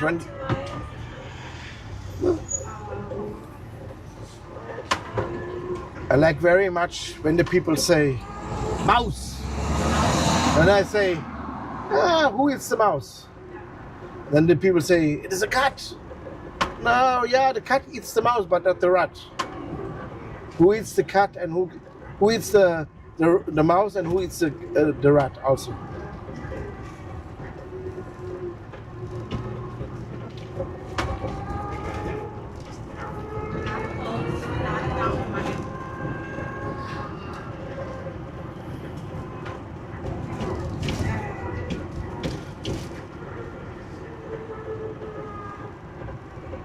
We gotta get this one. So you want to know it? Yes, I'm curious. The fox. The fox. Wow, Okay, fox. I should have said fox. We've had foxes in our yard. Fox. Here.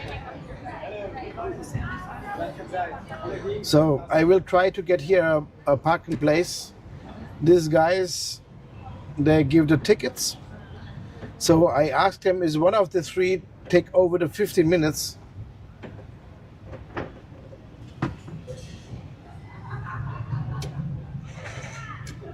No? Não pode aqui. Só comigo quando só me dá uma volta. Não vai ficar ali à espera não, tá bem? Okay. Some people help, some people not.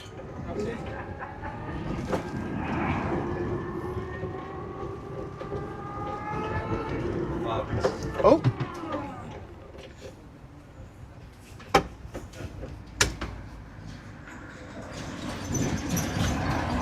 So, yeah.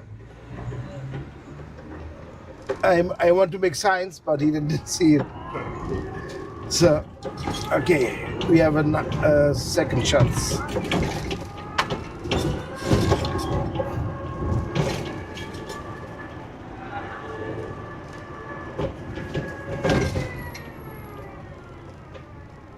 Maybe I have the luck. Go there.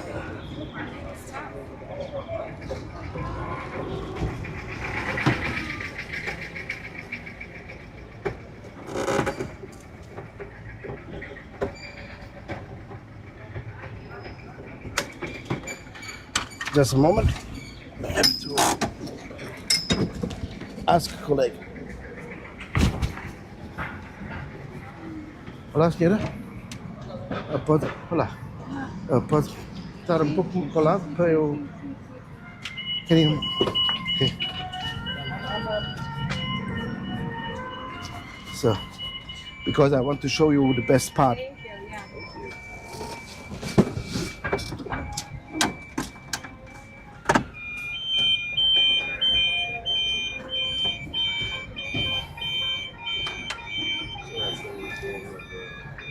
Yeah. Okay. Great. So.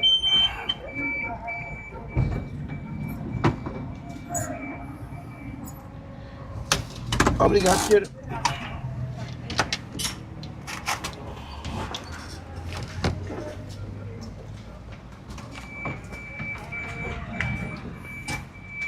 So we go to the oldest part of Lisbon. Let's go there. That's called Alfama. It has the name from the Arabic, and that means water or a lot of water, or water fountains. And of course, this part have a lot of natural water sources. So. The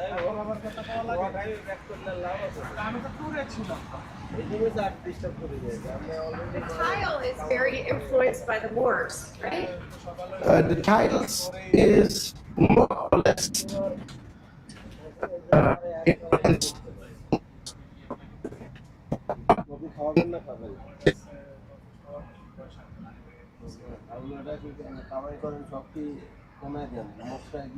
কুয়ার মতো জায়গা আছে তো পরে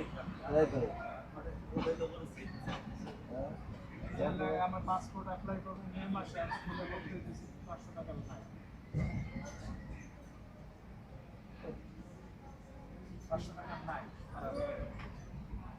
500 টাকা কি একবারে দিতে হবে হলো না 500 টাকা তো দেওয়াই লাগবে 100 টাকা দিলে টাকা তো দেওয়া লাগবে মানে আগে 8 সপ্তাহ ক্লাস আপনি কয়দিন কিস্তি দেন সপ্তাহ সপ্তাহ কিস্তি দিতে আছে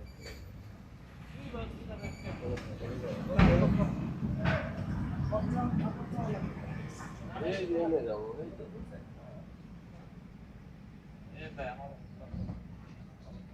জাহিদ ভাই আমার ভাই তোমার ভাই জাহিদ ভাই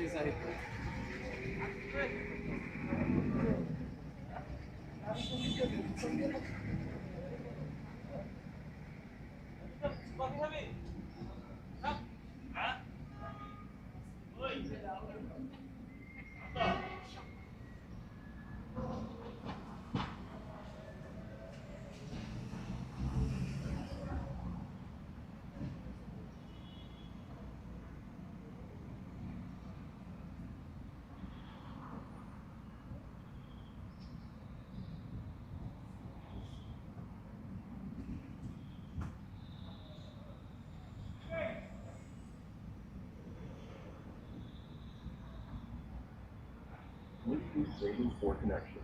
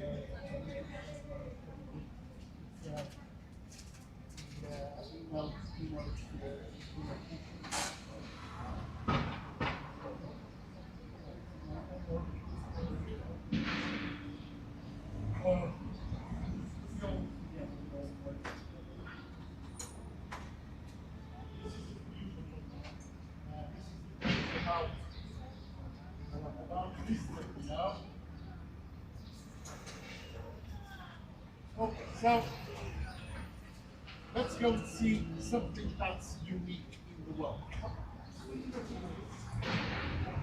Similar to this. না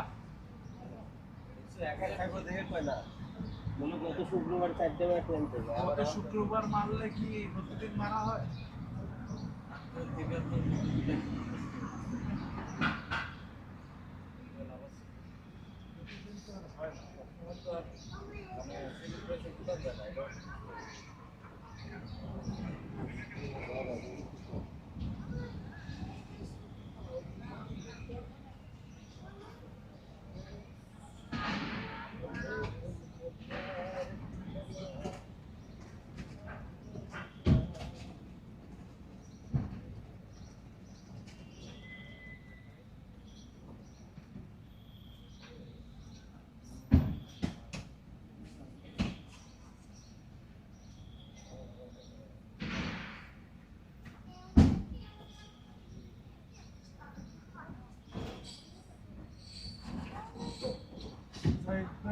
পার্ক করে এমন ভাবে পার্ক করে গেছে আমরা ভাই দিতে পারছি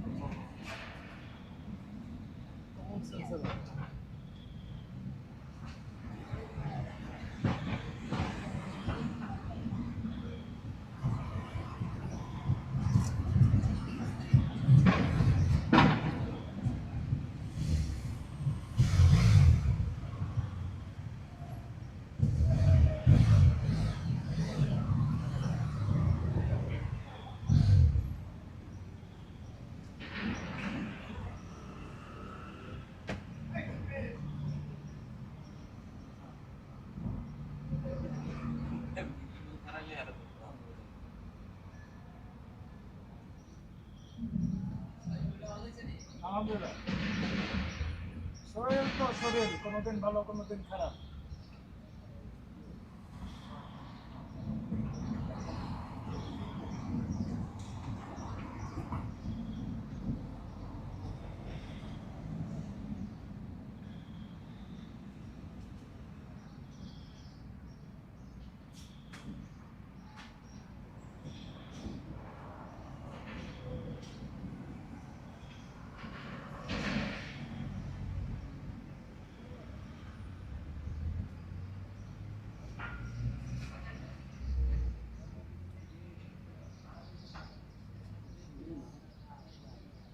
Hello, Tuk-Tuk.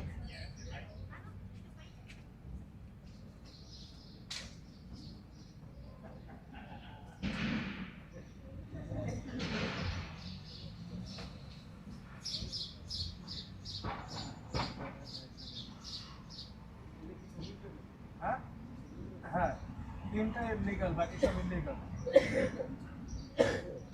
जा. तुम्हें प्यार कितना वो हम नहीं जानते मगर फंदावन के लिए चढ़ते साये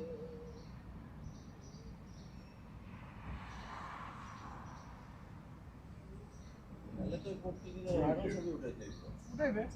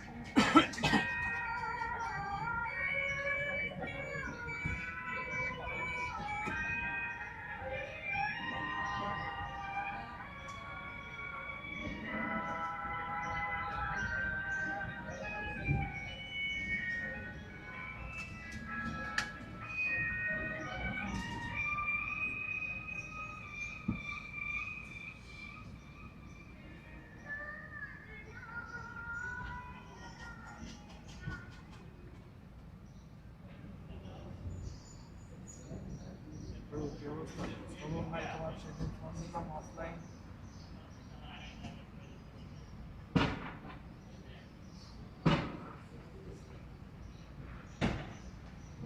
All of the work that you do is very, very fun. Oh. আমি রাত্রিবেলা চারটা বিজনেস করতে বাইরে ছিলাম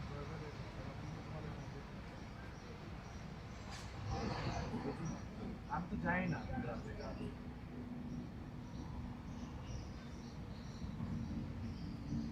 আমি স্যাটারডে নাইট অথবা ফ্রাইডে নাইট ম্যাক্সিমাম বাইরে আচ্ছা আপনাদের সাথে লাস্ট কবে কথা হয়েছিল He was very sick for the last few days. Last জ্বর হচ্ছে ঠান্ডা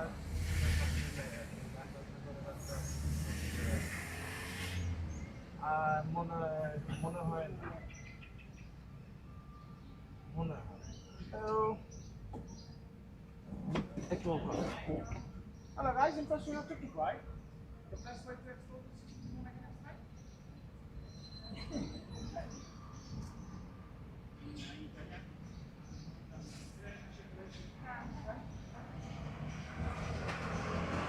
Vous êtes 4 personnes, c'est ça?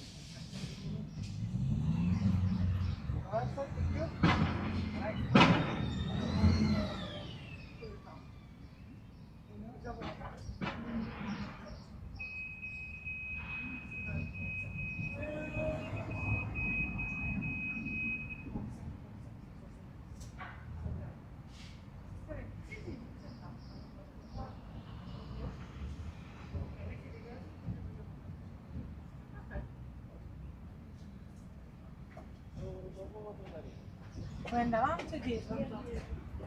No, nel senso che era quello girato così. Qua, dietro questo, con chi vuoi andare? Ciao. Va bene. You can keep your bag here.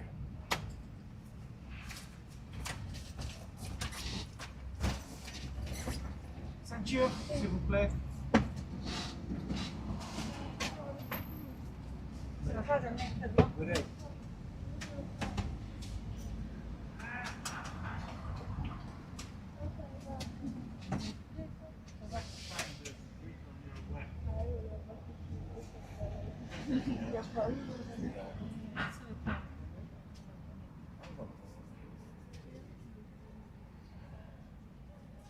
Une minute, s'il vous plaît. Juste envoyer un texte de patron. Okay.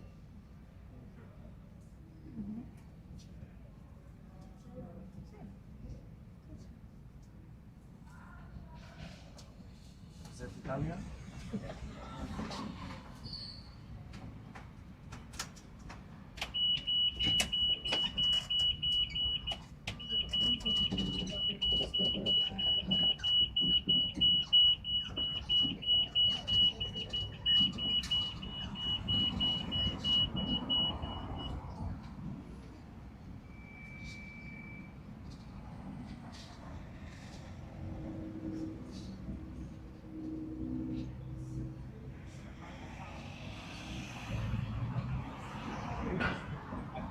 go with you inside for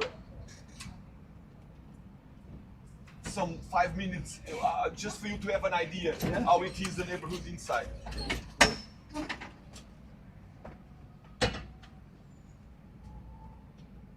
Oh, for you to come out.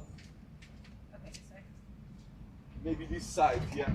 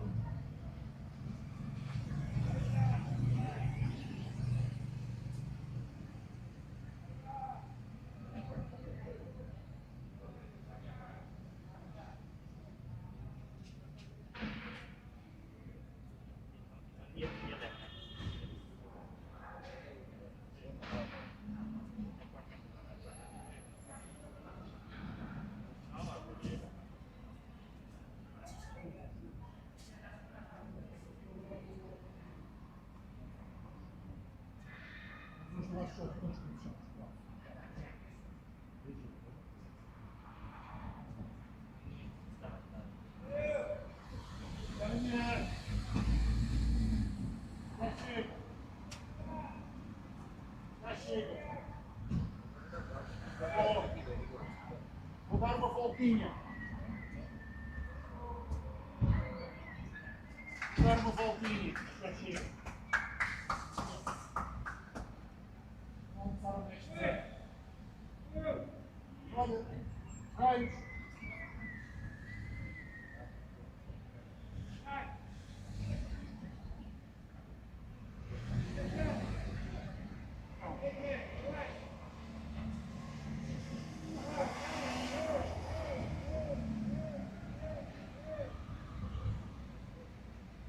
Já está o sol outra vez, reis.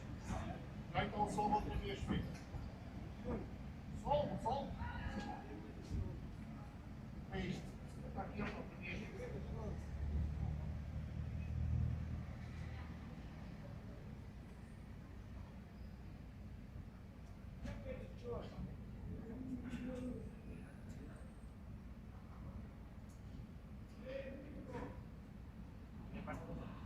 Beijinhos e abraços. Não mais. Não mais.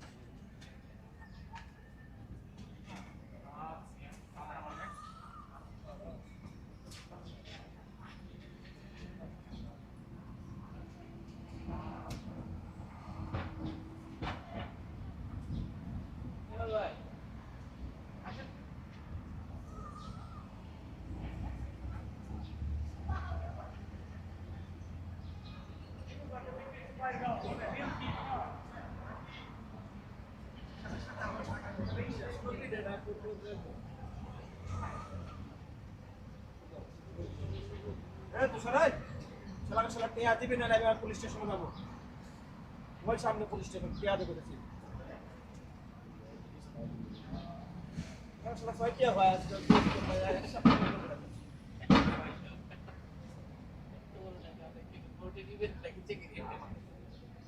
রাখো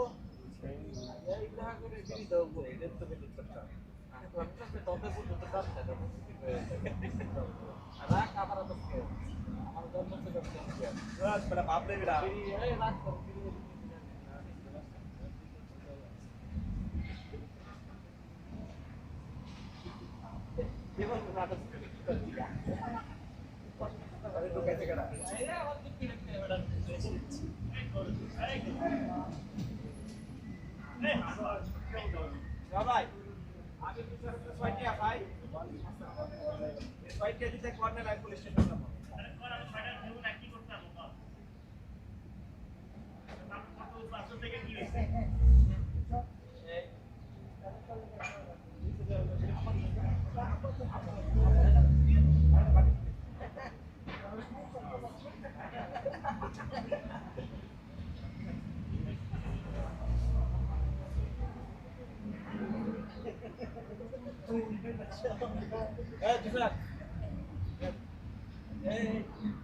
একটা ছয়টা ভাই আমি তো complete করব আমি ছয়টা দিতাম ভাই আমি আমাদের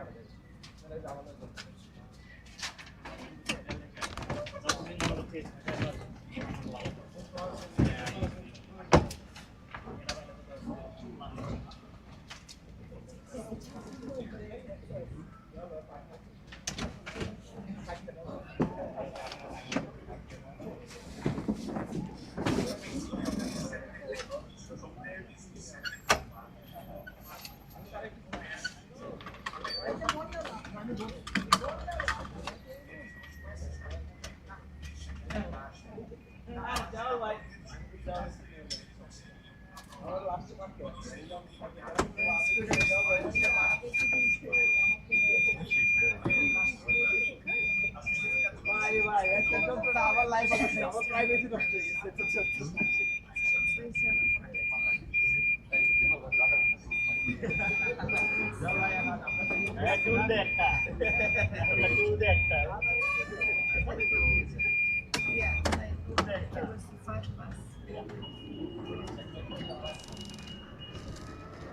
Look on the right side, you see another water fountain. And this one is the oldest one, but also the water is not running anymore. This one. And please look also up, because on the top is also very beautiful. Is that just a house? Like, Yeah. The house nowadays is the Airbnb. Airbnb? Stay there, bro.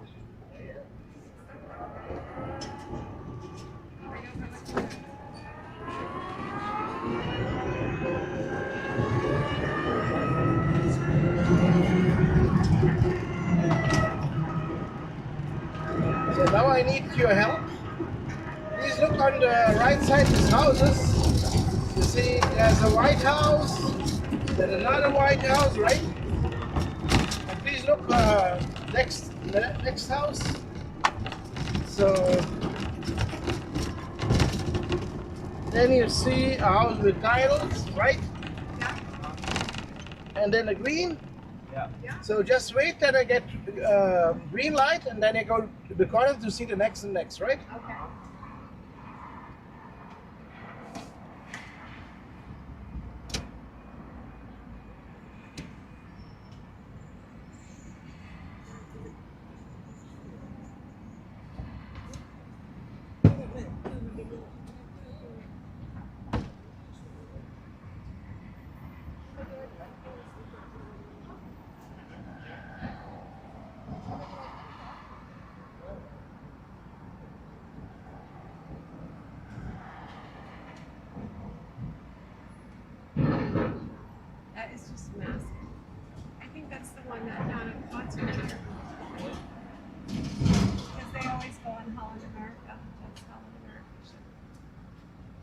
they're always called downs. So it's green, please look.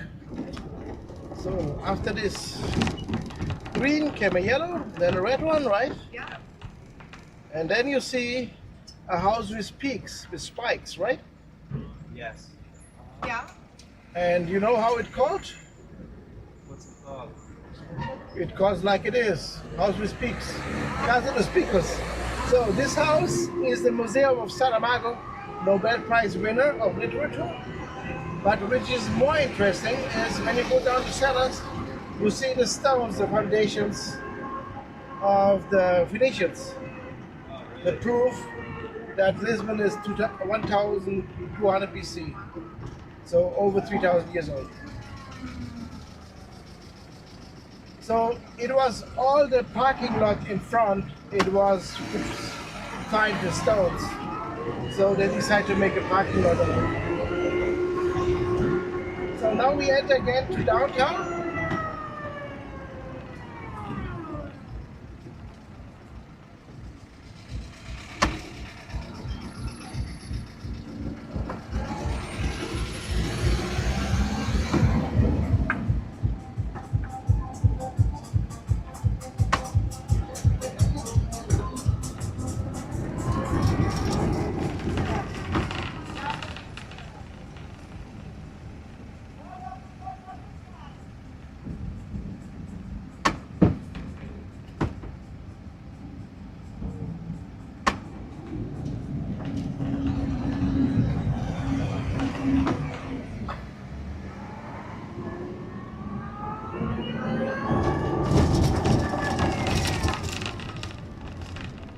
So means everything is new rebuilt in this area.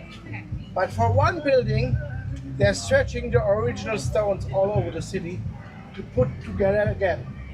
At least the front side is the old one. And that is the church. And that's the Senhora de Conceição. And it will appear on the right after the yellow building. And why they take so much work to stretching the stones and put it again? Because Vasco da Gama, our most famous discoverer, prayed there before he went to the ocean, to the sea. But to be honest, it was also in another place. They moved about 1 kilometer because they have to fit in a line. How funny.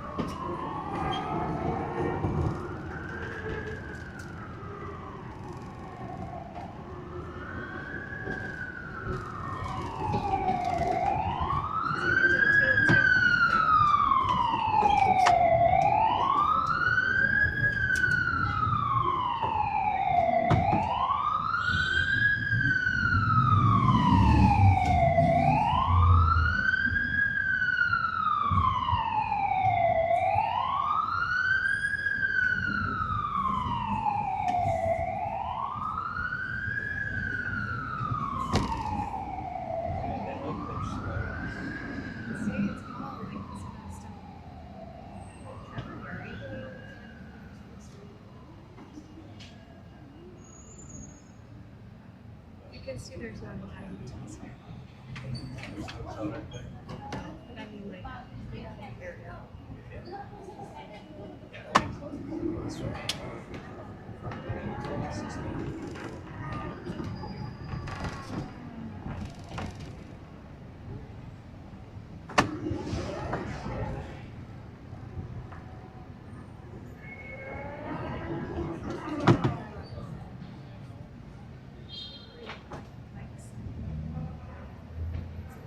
So, I want to mention, you see the hotel on the right side? Yeah. That is the hotel of Cristiano Ronaldo. Oh. You have just, even his sign is CR7. Oh. CR Cristiano Ronaldo, 7 is the number you have always in the shirt. You made a hotel brand. Oh, no, the That's hotel just- brand is that's a just company his bar. who worked with him. Yeah. That he, so he just made this, he just wanted this. Because the next one is the same brand, is the same hotel brand, But it's not. Yeah, but this is not from him. Gotcha.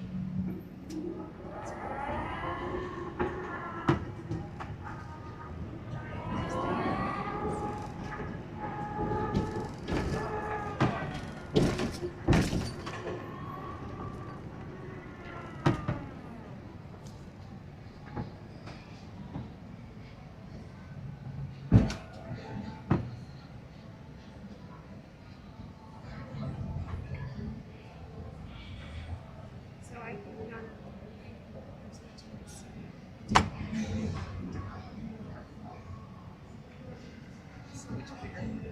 Dubrovnik and like it kind of felt like within a day I saw this. It has the main old town.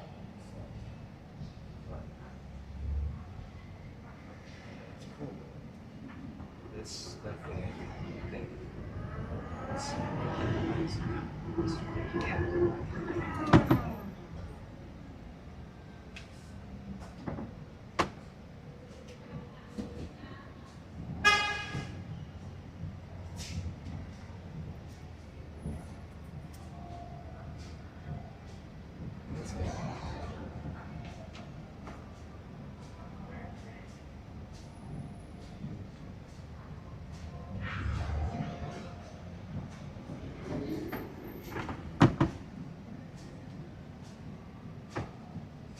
So on the left side, it will appear again the Arco da Augusta, just a bit nearer when we pass there.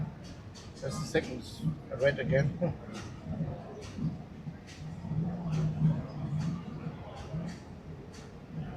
And behind you will see also the monument of Jose I, king of the earthquake. You get in the sad, deep sadness.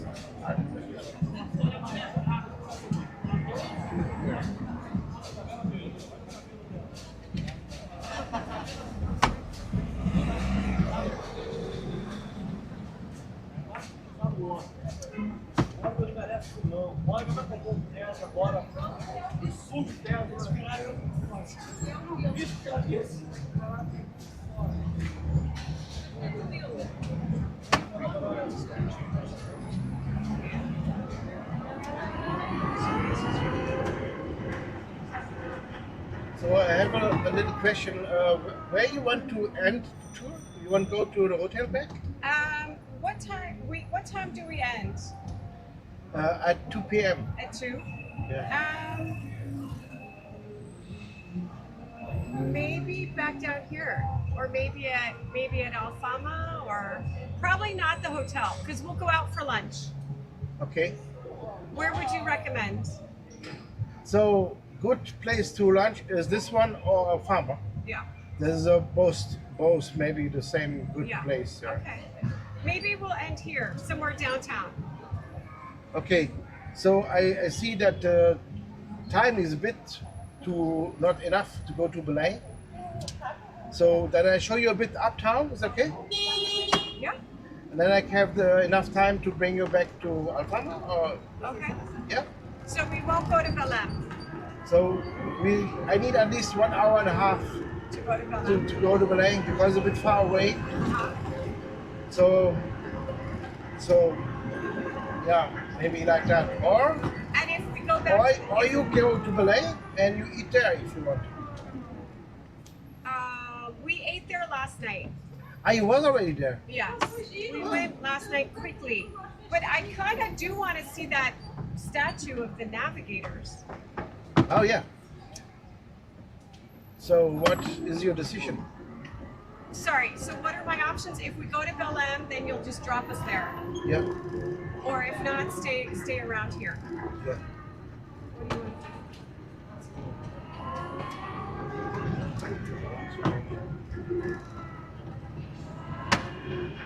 What do you want to What else have we not seen here? We've seen most things here, yes? Yeah, I would say the most important we saw here, right? Okay, so let's go to Belém and we'll stop there. Okay. Yeah, is that okay? I think the best decision.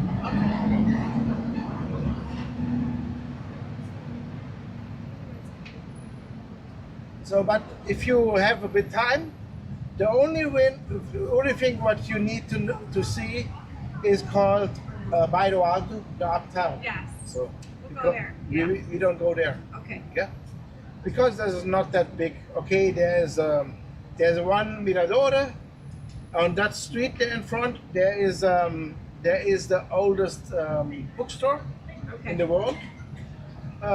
There's also the Carmo, and there's also the Parliament. Okay. But in general, Bairro Alto is not that old. Okay. But it's also not the biggest monument, so that's why it is a good decision to go to there.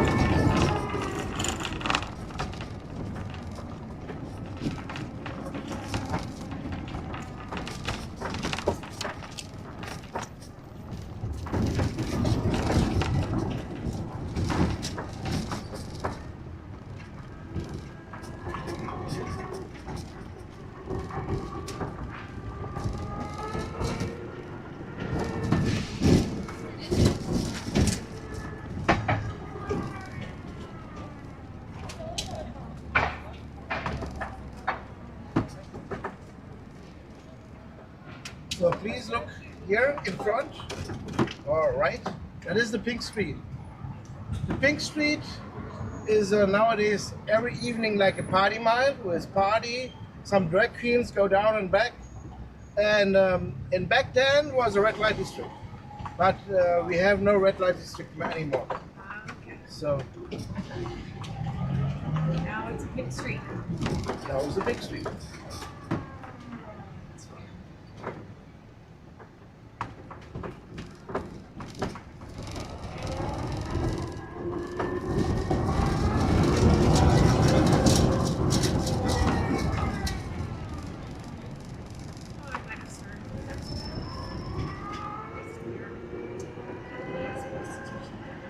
So the monument now on the right side is Tuk-Tuk.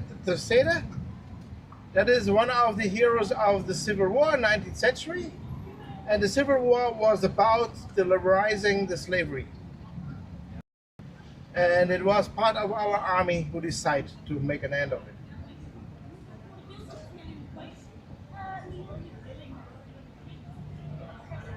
When in the 18th century was it? The 19th, yeah, the 19th century begins in 18th century. So yeah, 90, yeah.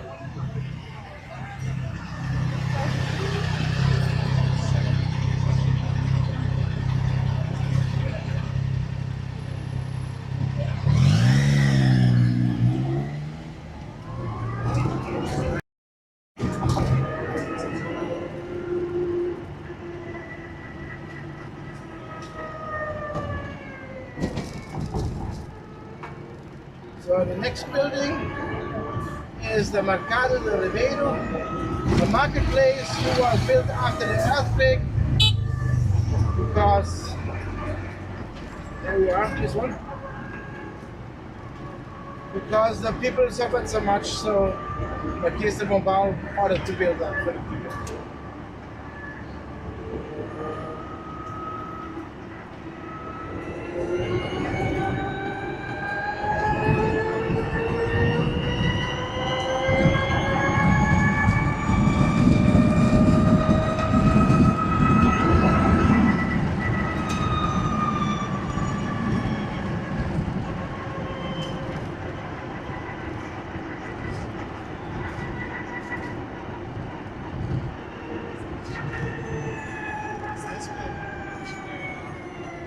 Yeah, that is offices. So because we have so many nice old buildings, if you want to have build here buildings, it have to be something designed. Yeah, something like. The fox. The fox. The fox. The fox.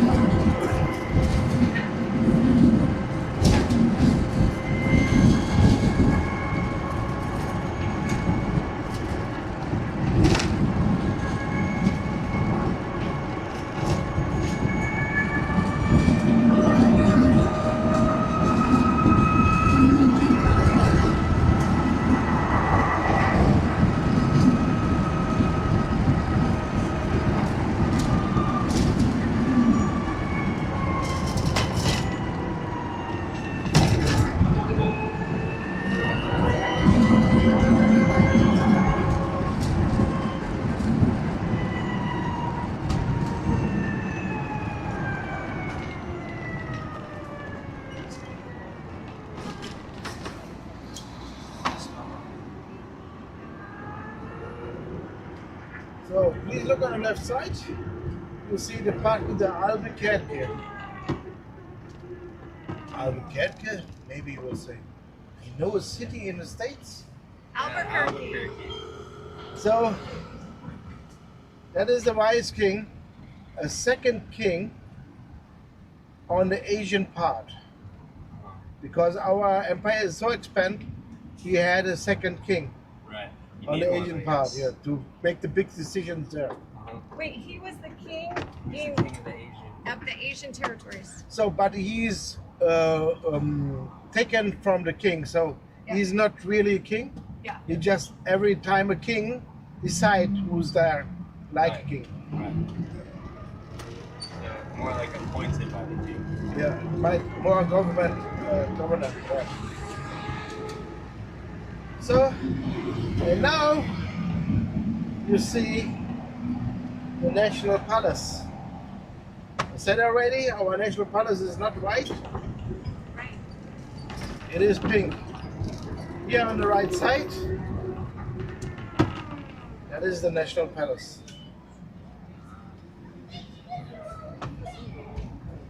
It's quite far from downtown. Yes, Belém is another city. Oh, it's another city. Okay. It is in the metropolitan area of Lisbon, Yeah. but it's its own city. Okay.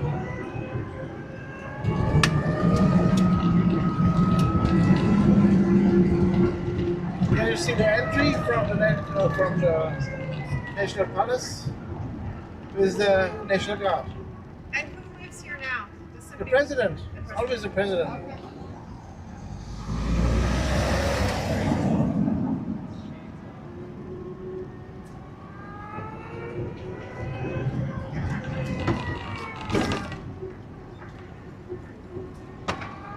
And you like the president now?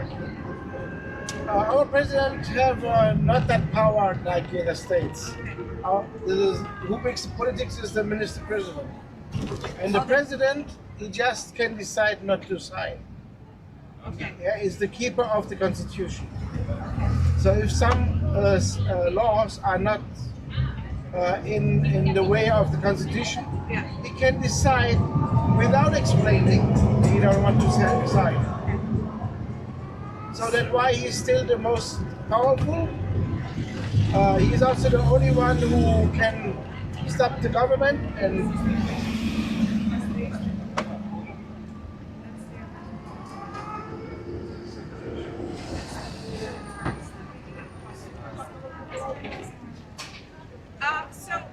So it's the prime minister who has more power? on the paper is the president have the most power, but he don't make politics. Okay. Not allowed to make politics. Who makes the politics? The minister president. The minister president. He's and he have to follow the government. He's also not the government because that is more the people who are in the parliament, the parties who join a coalition, Yeah. and they elect the minister president. Okay. The minister president are like a manager, but what the parties who are on the coalition decide, that is the law. So not one. Are we getting out here? Yes. Okay. I want to show you another kind of expression. We'll go for that. We go on this side. What? Hola, sorry. Hello, guys. No, gracias.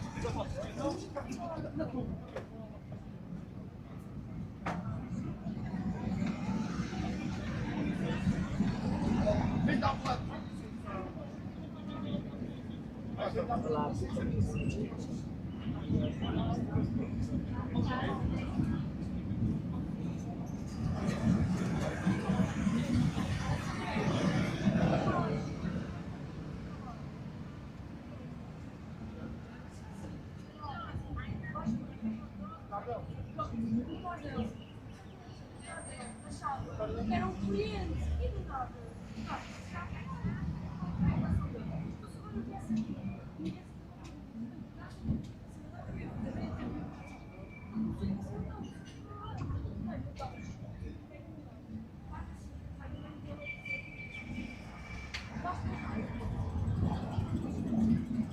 Depois também.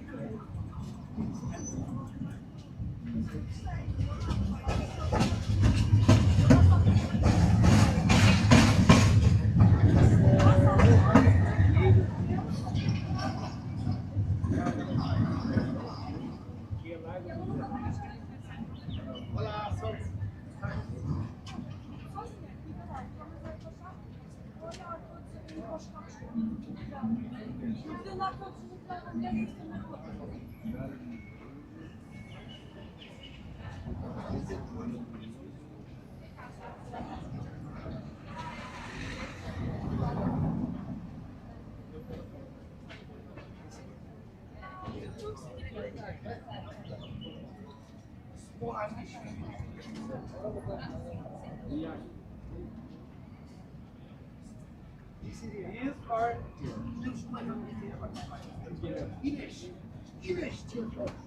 Ela tem protetor aqui também. Right. 1, 2, turn left.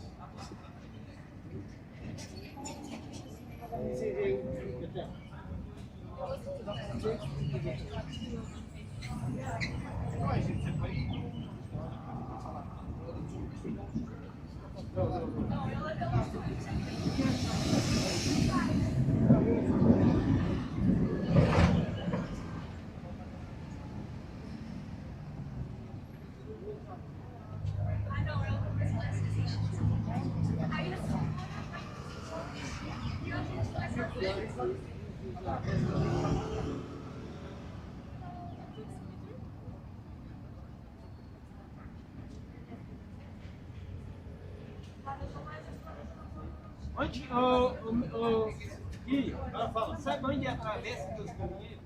Sei, sei. Travessa dos galinheiros, número 5. Eu tô por uma distância de uma hora.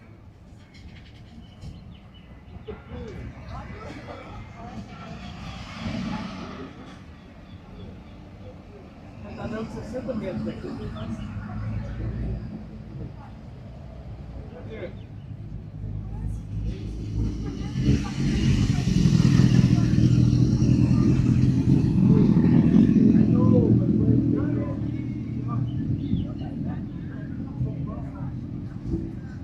Pão, de lado aqui, ó.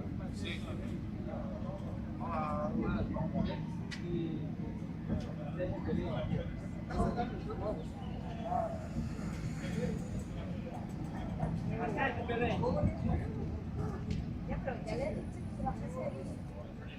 E la gente Olha, ele chegou estressado.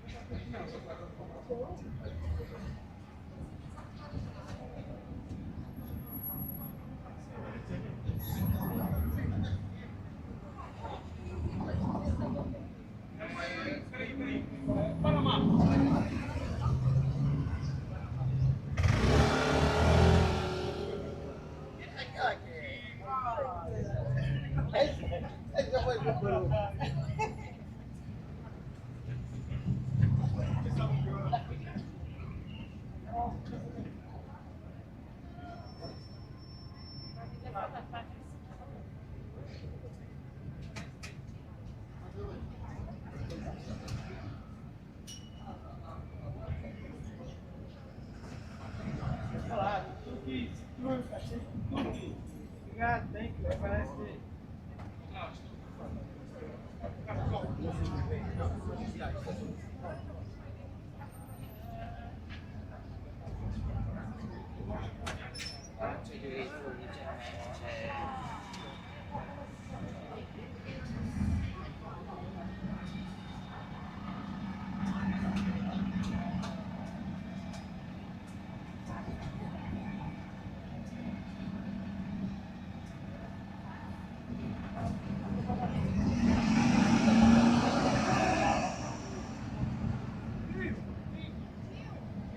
Quanto é que tu faz até o Palácio do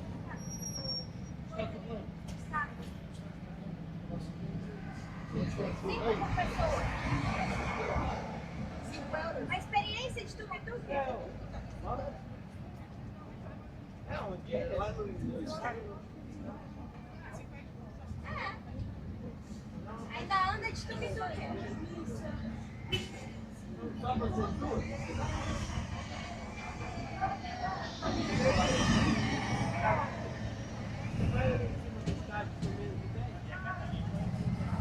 Essas duas foi aí? Essas duas é.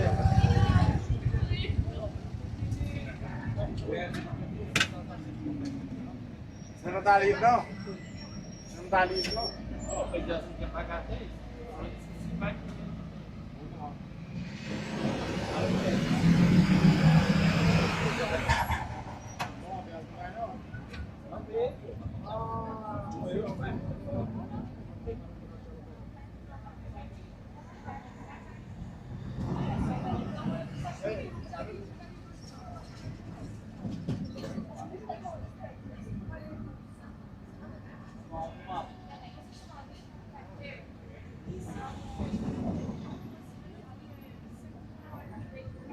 Ai, campanha. A campanha, só quer ver campanha.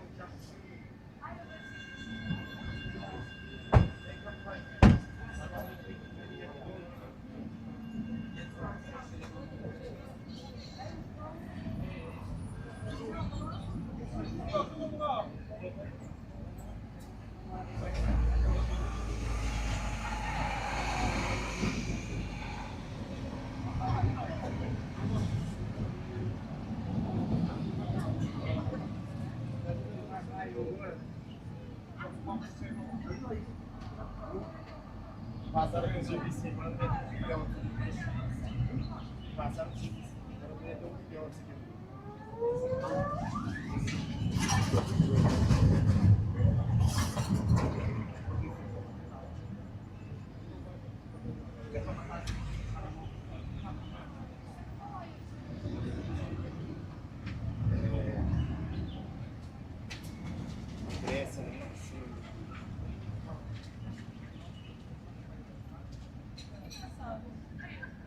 Isso tu vai fazer, porque eu não sei falar direito.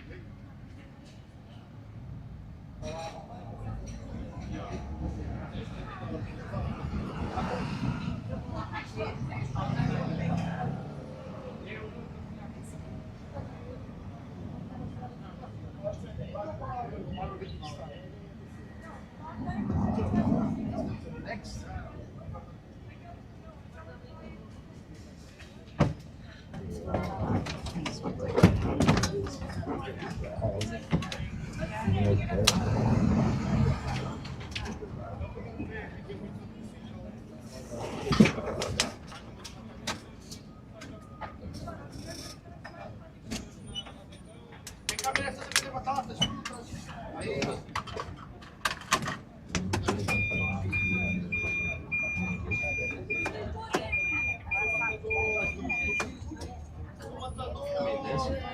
Casamento melhora mais. E é elétrico.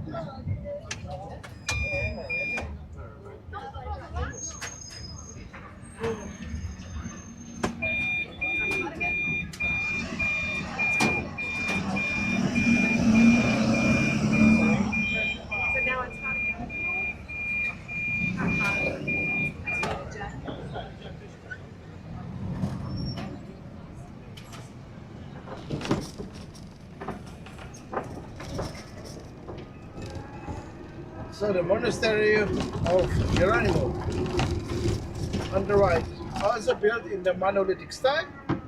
And it was in the area of King Mano I. Here was our king's crowned. So they get the crown every time when a king died. The son, the first son, or the first daughter, get crowned here. So all the coronations happen here. Yeah.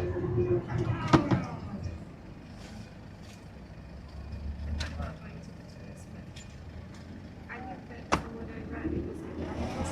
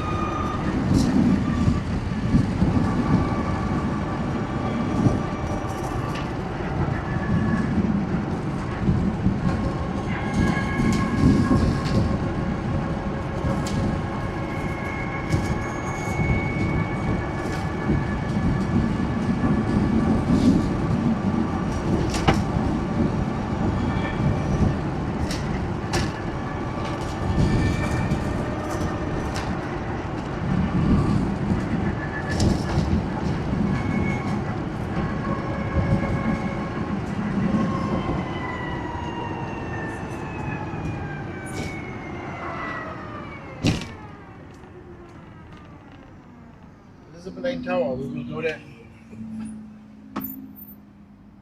So unfortunately it's a bit covered because they want to clean up. I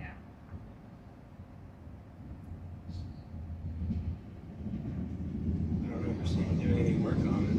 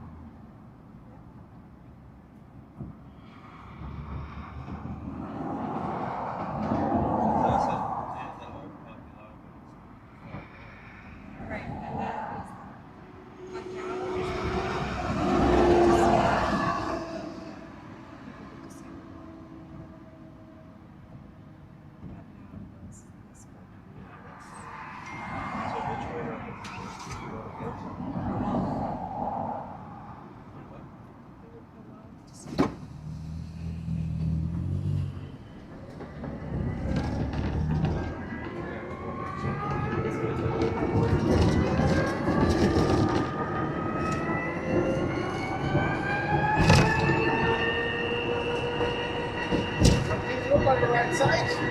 Then you see the monument of the fallen soldiers. I already said that in our dictator time, the colonies want to have free and get to war. And of course, we have to serve the army. And a lot of Portuguese died there.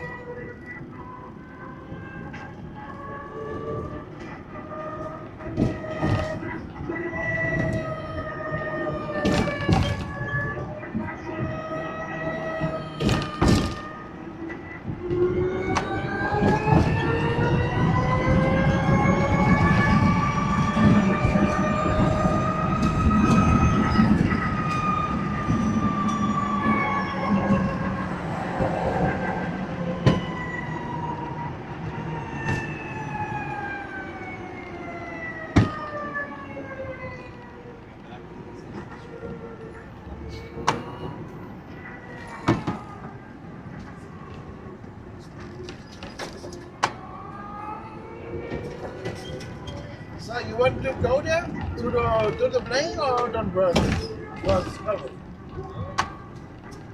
I mean, it's up to you. We don't. I mean, I want to be. I would rather see the wall of the discoverers.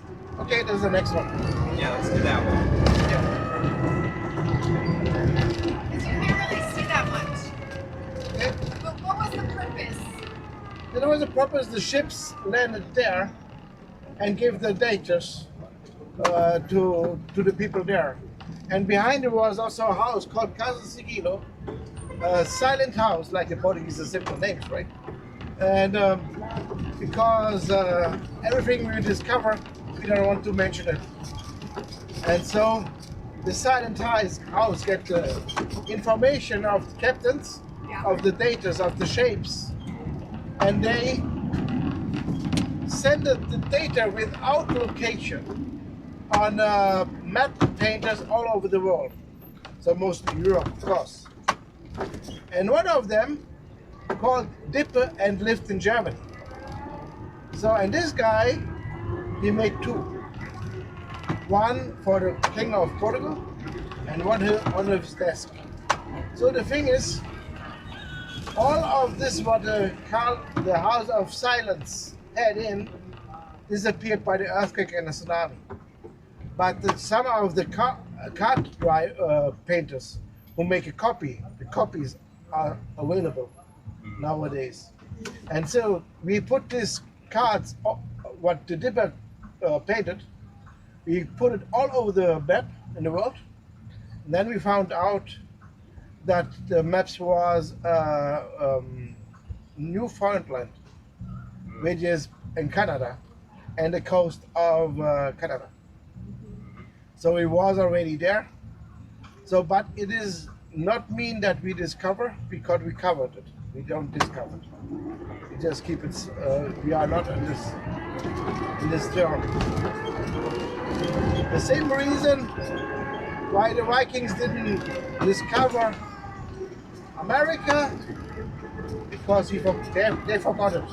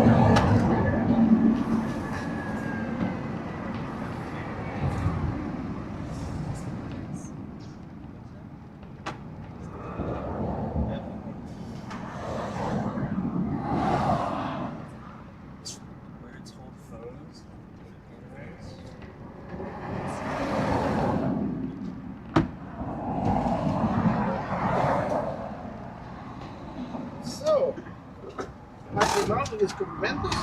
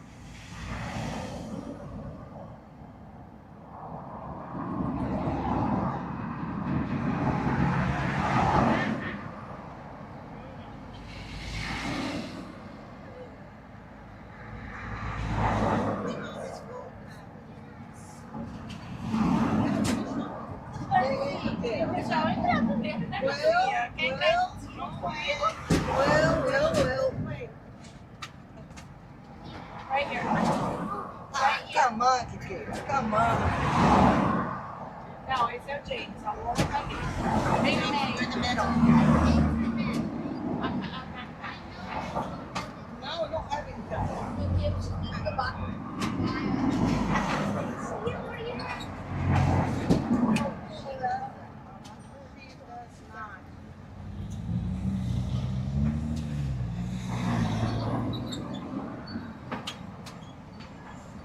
Pessoal, tem uma caixa de música.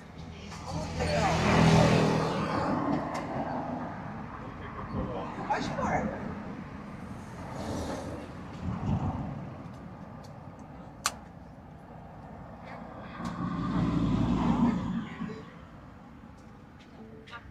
Deixa eu queira.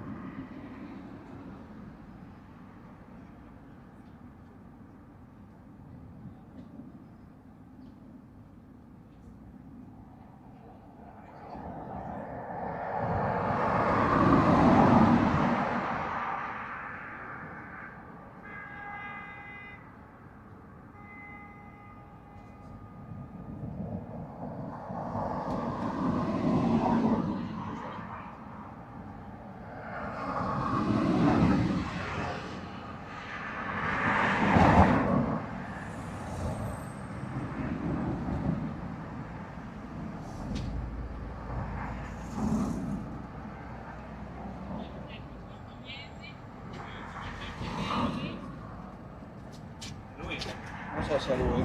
Taxi.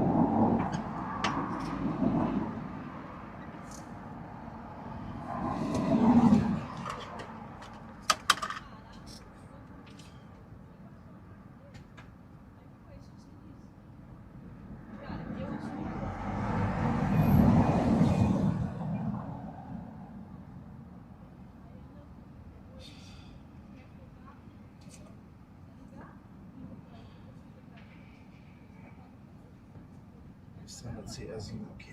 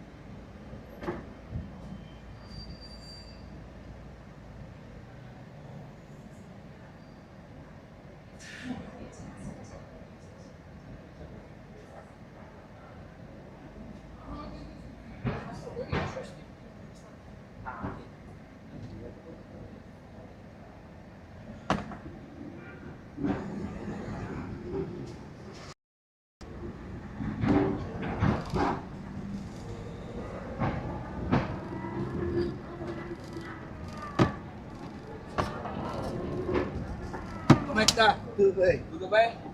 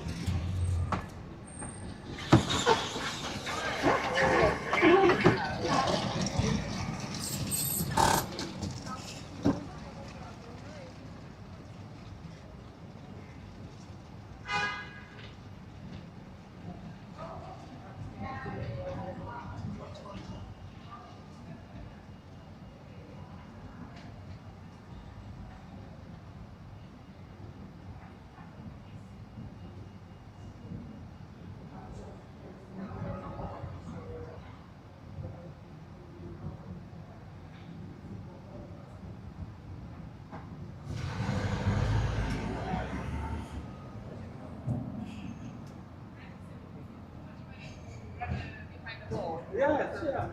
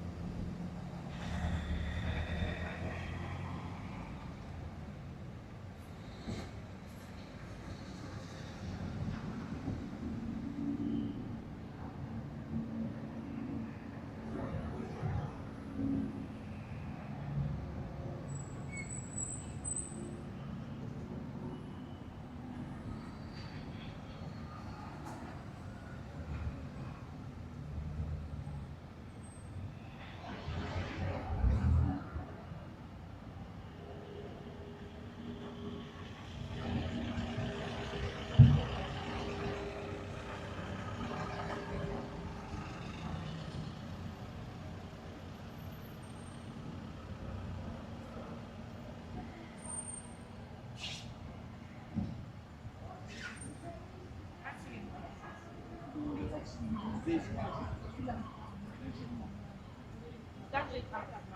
hayır aşkım ya yemekler mi geldi? Lan kısa yap.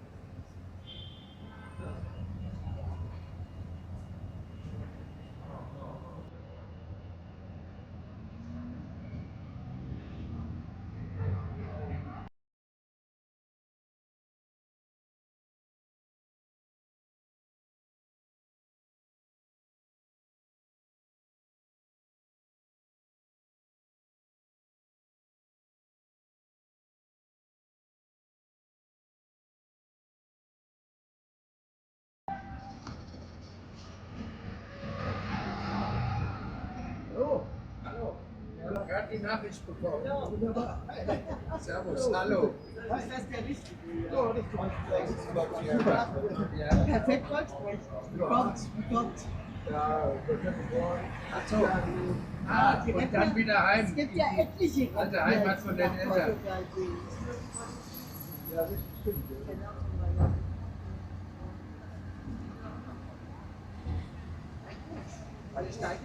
Ja, steigt vorne, genau.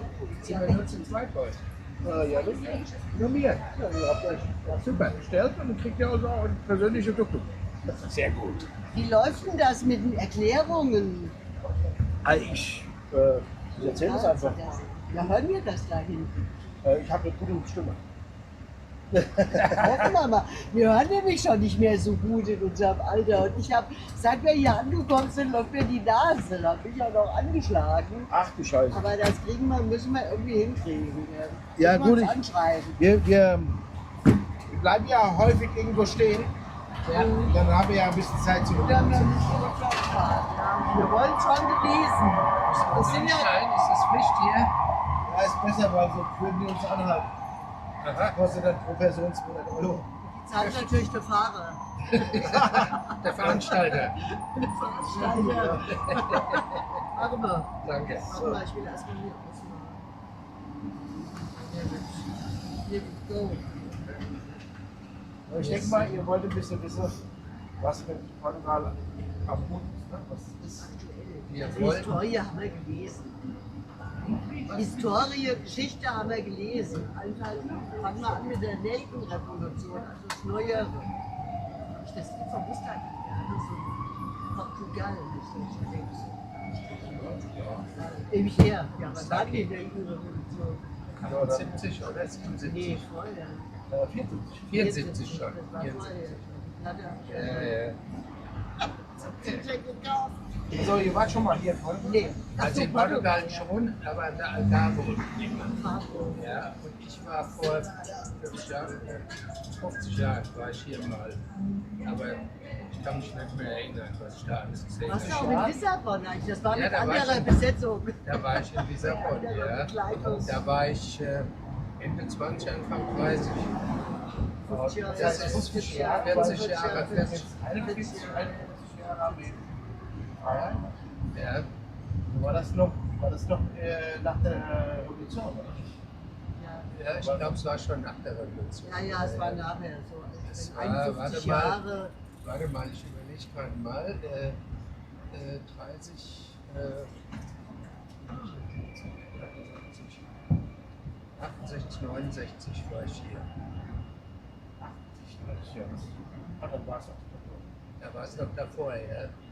Ja, 69 vielleicht, 70, 71, ja. Also so in dem Dreh muss ich Aber hier gewesen sein. wie ist denn das jetzt? Jetzt ist doch wieder so ein Recht. Spürt man das?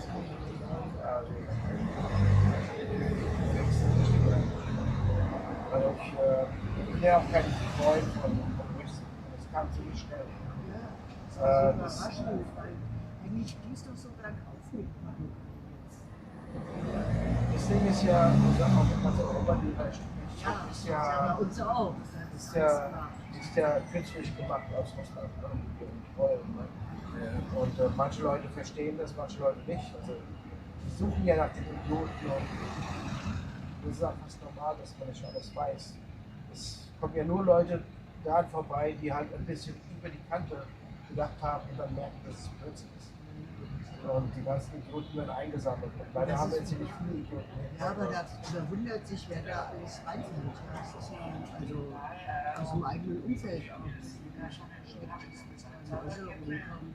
Ja, das Internet ist ja so gestrickt, dass die ja genau wissen, was wir denken, was wir glauben. Und dann kann man ja schon maßgeschneidert eine Geschichte erzählen. Und manchmal kriegen wir ja noch nicht mal die gleiche Geschichte erzählen. Ne? Wir wissen ja so nach Jahren, kriegen wir die Rolle, weil sie dann merken, ist ja gar nicht das Gleiche. Ja, das ist auch in Portugal so. Dass die merken, dass also die Beeinflussung von außen. Es kann einem ja nie gut genug gehen, ja, ist ja logisch. Also, wir alle, es wird uns allen noch besser. Aber wir müssen doch mal sehen, was wir alles haben. Wie es uns geht. Also immer zu. Das Problem ist, wenn man da was aufklären will, dann muss man so zurück in die nicht. Also, So weit zurückgehen. ein Teil in die Geschichte geht zurück. Wenn ich da den Leuten erkläre, Leute, ihr wisst also, wir hatten ja diese Krise 2008 mit der Bankenkrise und so weiter.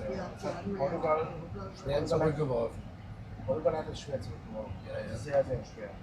Und dann hatten wir Schulden gehabt, die hatten wir vorher bei der Euro. Eintritt hatten wir 60% vom Bruttosozialprodukt. Und dann am Ende von dieser Krise hatten wir 2%. Was haben wir gemacht? Also erstmal haben wir den Troika gekriegt, das war dann Mindestlohn, wurde runtergeschraubt, bis das man leben kann. Und das haben wir den Leuten nicht gemacht, ist ja klar. Und dann die nächste Regierung hat dann was versucht, was gut funktioniert hat. Und zwar die letzten außerhalb der viele aus Afrika überall.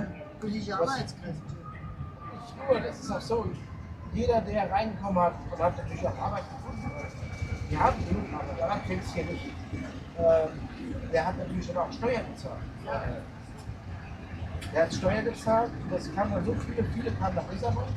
Die Mieten sind dann hochgegangen und das hat dann auch mehr Steuern bezahlt. Und seitdem zahlen die ja 10% von unseren Schulden ab, jedes Jahr. Und das ist eine ganze Menge. Wenn ich denke, was Deutschland für den Schuldenabbau, das könnte man nicht weg, das ist so weg. Also wieso dann, Deutschland muss dann wieder Wirtschaft haben. Da erkläre ich das immer, Leute, ihr könnt gerne die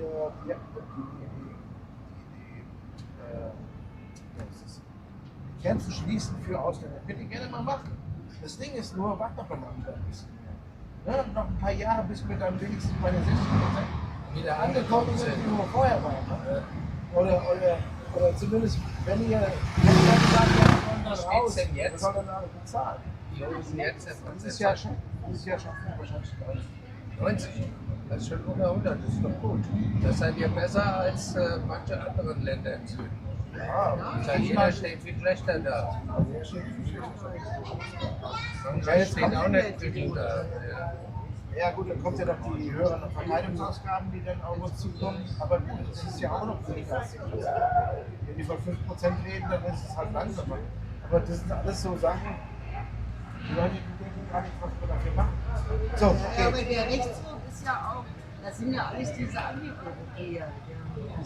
Anti-Europäer und Anti-NATO auch noch. Ne? Auch noch. Ja, und, was wollen sie denn? Das sind alles Schwachköpfe, die nicht kapieren, dass sie sich in die Hände von Putin begeben, wenn sie hier ihre Positionen aufgeben. Ja? Und die stellen sich immer was vor, die Russen liefern wieder billiges Gas. Nee, die Russen liefern billiges Gas. Ja, und wir sind dann Vasallenstaat von Russland, so wie Belarus. Toll, das braucht kein Mensch. Da gibt es so viele Sachen, die ja in sich nicht stimmen. Aber ich glaube, da sind wir alle einer Meinung. Wir erzählen da immer was Neues. Wir haben dann so eine vorgefertigte Geschichte. Und dann sagen wir, also bei mir haben die letztens erzählt, ja guck mal, uns ging es doch schlecht, als die Sozialisten an die Macht waren. Dann reden die von Sozialisten, reden wir von den Konservativen auch. Ja? Und natürlich, klar, und dann Kommunisten sagen sie. Letztens haben sie mich Kommunisten genannt, weil ich schon ohne Cent habe. Waren das Fahrer, also Mitfahrer hier? Nicht mit Fahrer, sondern Kollegen. Ja, mit Fahrer nicht. Ich meine, es kann doch nicht über Nacht sich was ändern. Wie soll das gehen? Ja, vor allen Dingen, wenn die Sozialisten rankommen und dann das Schuldenerbe übernehmen müssen, dann kann man die nicht dafür verantwortlich machen, aber die Leute tun es. Das ist bei uns ja genauso. Das war doch auch so mit der Das ist doch Regierung. ganz genauso. Ja, die aktuelle Regierung kriegt immer die Altlasten von der vorhergehenden Regierung deutlich umgeschrieben. Ja, das ist so. Ja, weil die Leute denken ja nicht historisch. Das ist das Problem. Die denken immer nur von hier bis zu ihrem Bauchnabel und wieder zurück. Ja, dann Ich sehe gerade, das ist ein Pestana Hotel. Wir sind in der Posada, das ist auch Pestana. Das hier, das ist sogar von der Ah ja. CR. Das ist Cristiano Ronaldo, die Nummer seines. Ach so. ich bin kein Fußballfan, deswegen kann ich damit nichts anfangen. Obwohl, wir waren doch mal in der Stadt, wo das große, Wir waren auf mal- Madeira war das ja, wo das große, Denkmal steht. wo wir gewandert sind, da war das groß. Ja, der ist Großes überlebensgroß plötzlich. Wir mussten ja erst mal gucken, wer da ist, wer das ist. Wir sind ja der Fußballfan. Für so einen Kult da halte ich auch nicht für gut. Schon ein bisschen. Ich bin eigentlich auch der einzige Portugiese, der sich nicht für Fußball interessiert. Das sind wir ja. Aber Nein, die Jungmillionäre, die damit nicht umgehen können, das ist doch. Also ich muss sagen, was mit nicht umgehen können, da ist der Ronaldo ein bisschen außen vor, weil der hat ja Familienkinder. Und der hat auch gute Sätze drauf, ne? Wo er gesagt hat, also wenn jemand hat ihn gefragt, wie kann man seinen Traum verwirklichen, und dann hat er gesagt, Talent ohne Arbeit ist nichts. Und so ist es. Das finde ich gut, wenn er das den jungen Leuten gesagt hat. Ja. Und ich glaube auch, Von wenn selbst du, passiert es nicht. Es ist wenn man immer den- viel Arbeit mit verbunden. wenn man den Ronaldo sieht, wie sportlich der ist, der muss schon was tun. Das ist so. Der ist schon 38, Der gell? ist schon alter Sack, ja, genau. Das ist ein alter Sack beim Fußball. Trotzdem haben sie letztens gegen Spanien Deutsche gewonnen. Ja. Also, gut. Dann Okay, gucken wir mal, wie dann reden wir ein bisschen über Präsident Geschichte. Ja. Also, unsere Nation ist etwas seltsam entspannt. Und zwar, da hat ein Prinz, ein Kronprinz, ein eigenes Land zu gründen. Von wo haben wir denn? Spanier war das. Das war ein Spanier. Kein Spanier. Das war ein Leoneser. Und der Königreich hieß Leon. Und er war Nordwesten von Spanien, über Portugal. Was heute Galicien heißt. Ja. So.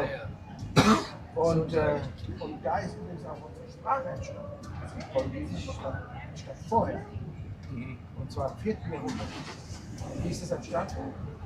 Da sind schon Kelten angesiedelt. Das heißt Kelten aus dem Norden. Und das hat sich mit dem lateinischen Mischung das ist darum entstanden, das Aber das hat sich sehr verändert. Naja, also die Leute, die im Nordwesten leben, das sind die Galicien, die sprechen Galego, kein Spanisch. Das Galego ist dem Portugiesischen viel näher als Ich habe mich nur gewundert, weil das Mittelhochdeutsch versteht ja in Deutschland kein Mensch mehr. Ja, Mittelhochdeutsch versteht niemand. Also es sei denn, er studiert Germanistik oder so. Ja, aber da hat die Sprache sich schon sehr verändert in Deutschland. Deswegen habe ich gefragt, ob das schon verändert ist. Ja, es wurde schon verändert. Das Ding ist nur, sie haben ja nicht so einen großen Mix abgehabt. Ja, das sind ja alle Mittel. Wir sind mehr oder weniger das, was ursprünglich alles war, war ja in Europa alles, was wir uns ähnlich machen. Von Körper aussehen. Auch nicht ganz 100%. Das ist alles nochmal.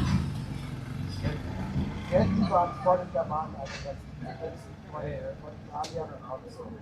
Und die wurden dann durchgemischt, dass es zu neue Völker kamen.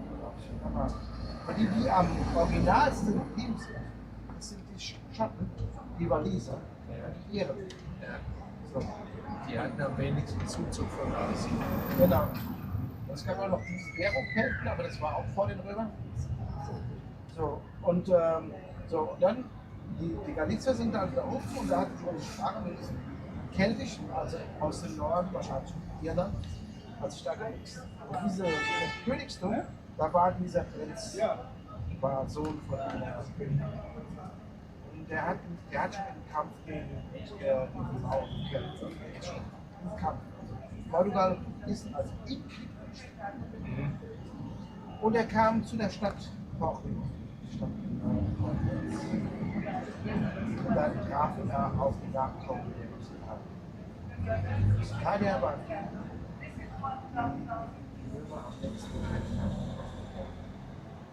muss man sich vorstellen, das waren ja ganz kleine Felder und so. Ein paar tausend werden es gewesen sein. Also ich weiß nicht wie viel, aber die Römer haben gesagt, die Lusitanier sind zwischen den zwei Konflikten. Also schon. Ja. Das heißt, Das war wirklich, ja.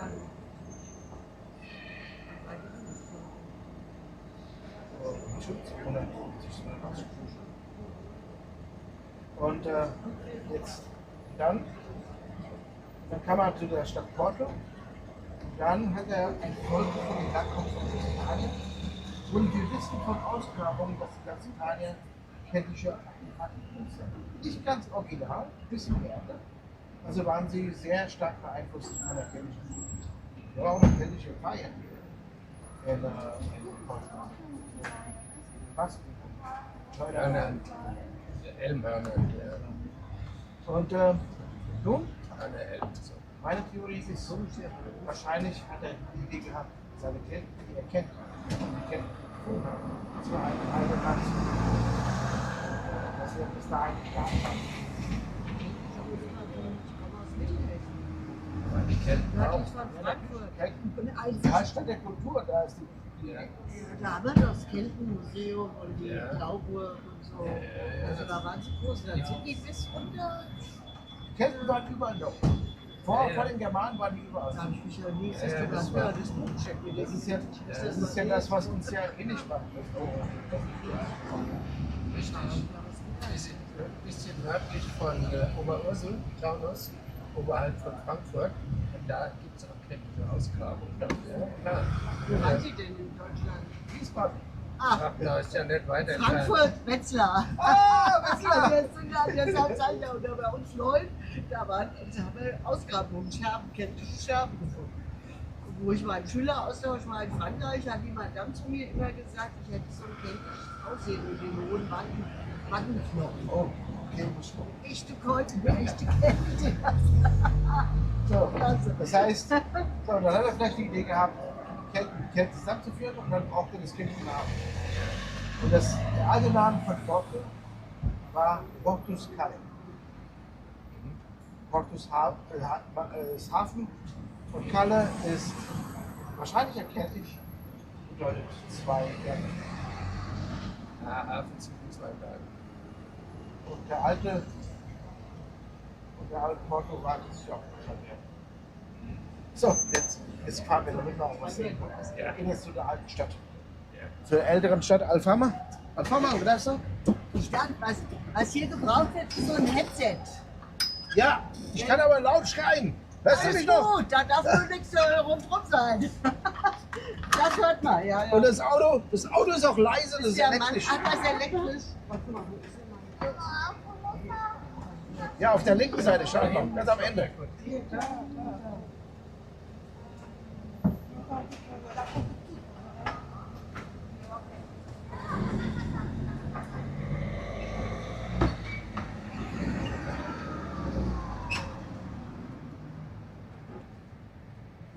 Ich muss ganz nach rüber, weil das Gesicht ausgeklingt ist. Nee, weil der Gott da ist. Ja, aber hier der Weg ist auch einer. Oh, Alter.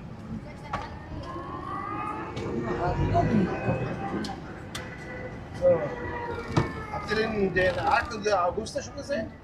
Der wird hinter die, wenn diese Fußgängerzone da ist, da wird ja so ein Arc sehen, so ein Tor. So ein Triumphbogen, so Ja. ein Bogenarc, ja. Nee, haben wir noch nicht gesehen. Wir sind ja erst angekommen und wollen als erstes uns führen lassen, Überblick damit verschaffen. wir Tipps kriegen über Alles klar, uns okay, gucken, okay. was ist das für ein Museum?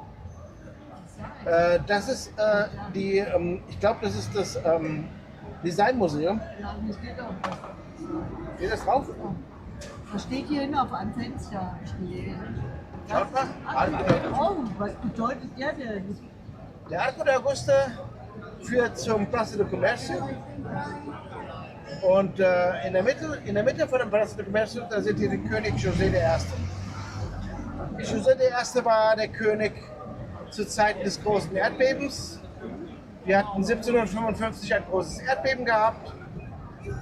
Und die Leute, die in der Oberstadt gelebt haben, Die Leute, die in der Oberstadt gelebt haben, das waren die reicheren Leute, ja.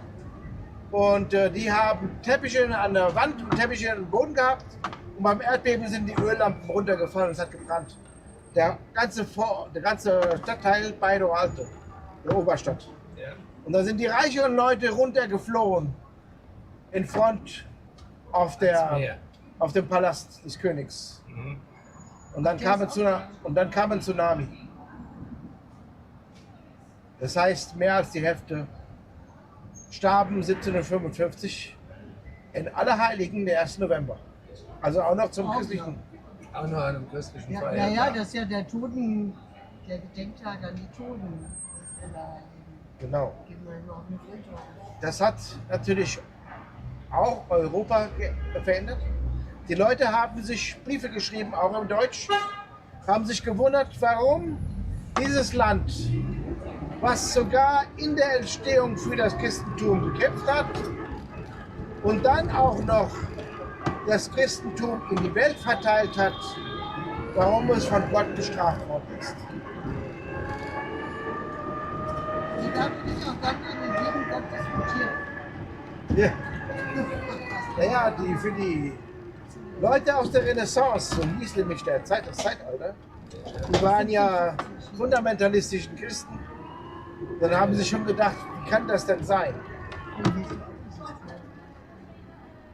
Das ist doch eine Kirche, oder? Sieht man sich heute Das auch. ist die Bank of Portugal heute. Die Bank of Portugal. Also eine moderne Kirche. Ja, genau. Also irgendein Glaube ist das auf jeden Fall auch.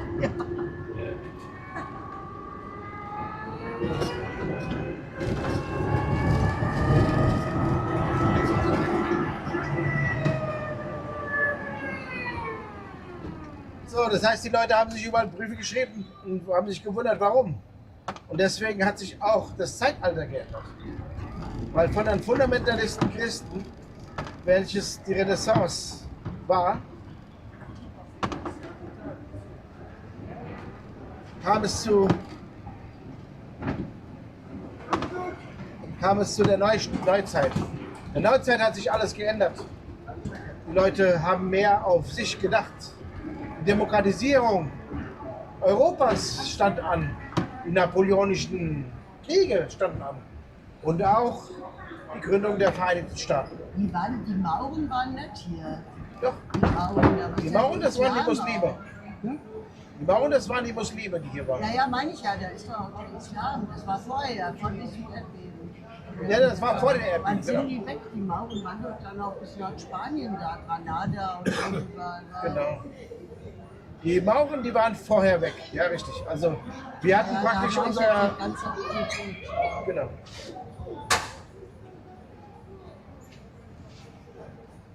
Ja, da kam, obwohl der Individualismus ja eigentlich erst im 21. Jahrhundert nach dem Zweiten Weltkrieg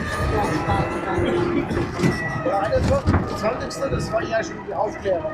Das ist schon wieder ein anderes Zeitalter. So, ja, schon wieder ein anderes Kapitel mehr, ja.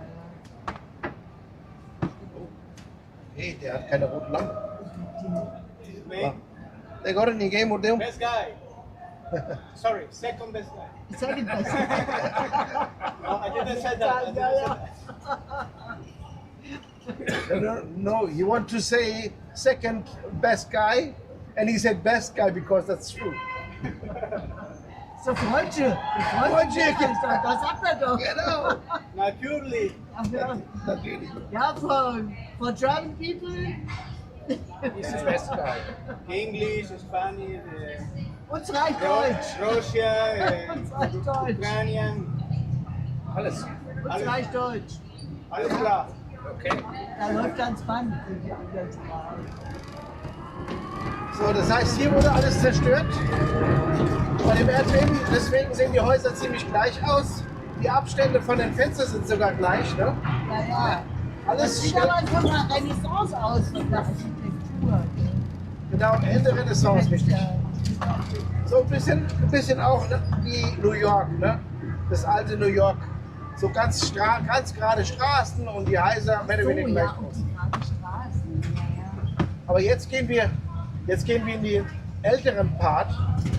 Die Alfama, da müssen wir die Berge hochfahren.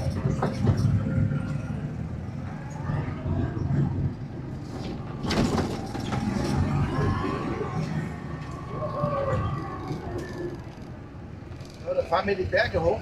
Ja. Und natürlich da, wo wir hochfahren, da war natürlich das Tsunami nicht. Ne? Das heißt, es war nur der Erdbeben. Deswegen, die Alfama ist ja erhalten geblieben bei großen Erdbeben. Ja, so mehr oder weniger, genau.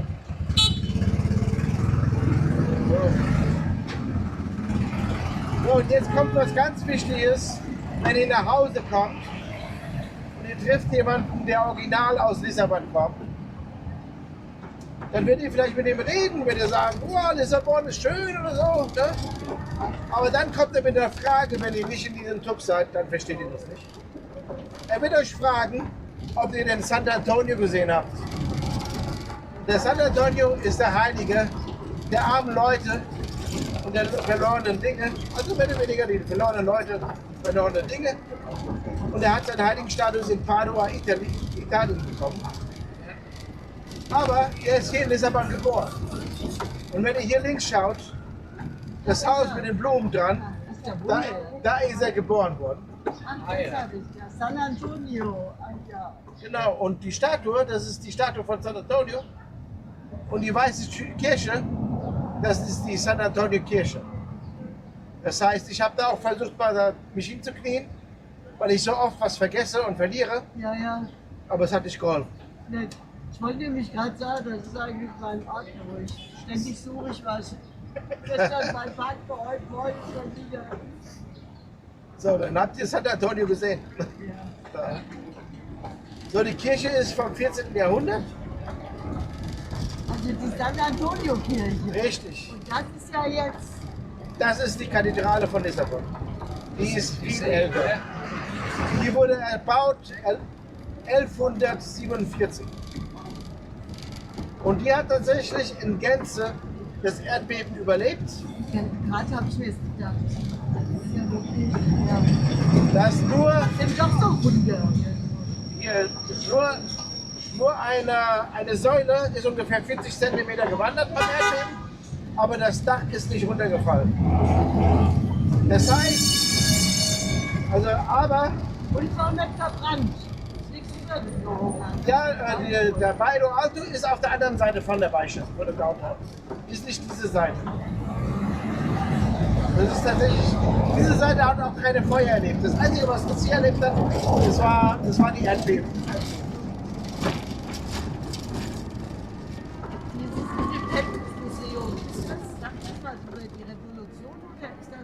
Das hier? Ja. Das ist ja. Die wohnen wir ja, da sind wir ja vorbeigegangen. Die wohnen ja hier oben.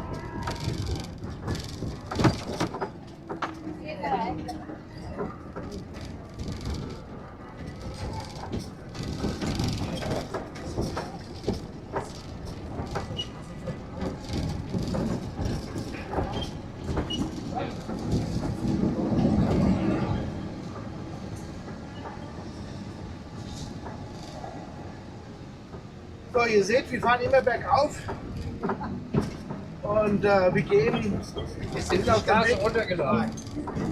Wir sind auf dem Weg zum höchsten Punkt von Lissabon.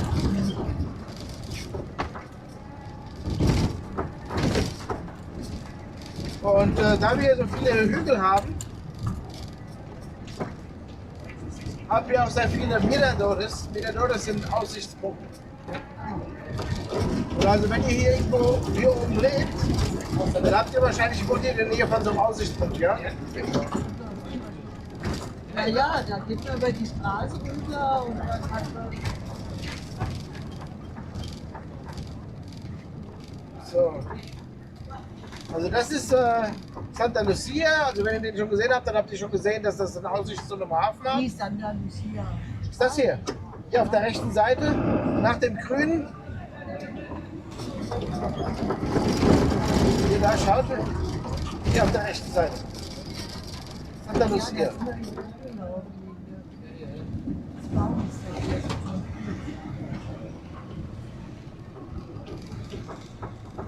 Die Bäume sind übrigens aus Südamerika. Die heißen Jacaranda. Die blühen das ganze Frühling und auch ein bisschen drüber hinaus. Die von Südamerika. Ja. Im Zuge hat die der Kolumbus irgendwie oder wer war das? Ja, wir sind doch selber die Entdecker. Wir holen diese Seite. Kolumbus war Spanier, den hat sie hier nicht. Ach so. Also, Ich habe jetzt gedacht, das war. also ehrlich gesagt, Kolumbus war noch nicht mal Spanier. Der war Genueser. Ja. Ach ja, das war's. Genueser. Ja, ich stehe vor Portugal. Ja. Die Hotels sind hier. Bevor wir die Entdeckungszeit eingeleitet haben, hatte Portugal noch nicht mal 1 Million Einwohner gehabt. Wer steht denn hier? Ist doch auch mal der mit Schiff. Das ist São Vicente, der heilige Vincent. Und schaut mal, was er auf der linken Hand hat. Da hat er ein Schiff und 2 Raben. Ja. Also São Vicente ist unheimlich verbunden mit unserer Entstehung, aber er hat seinen Heiligenstatus sehr früh bekommen, im 4. Jahrhundert, im Kampf gegen ein unchristliches Imperium, was im 4. Jahrhundert das römische Empire war. Wie viele Heilige jetzt? Aber so viele Heilige habe ich die letzten 20 Jahre nicht gesehen. Oh ja, Antonius, Vincent. Hier links ist das Hotel. Hier, wo die Säulen sind.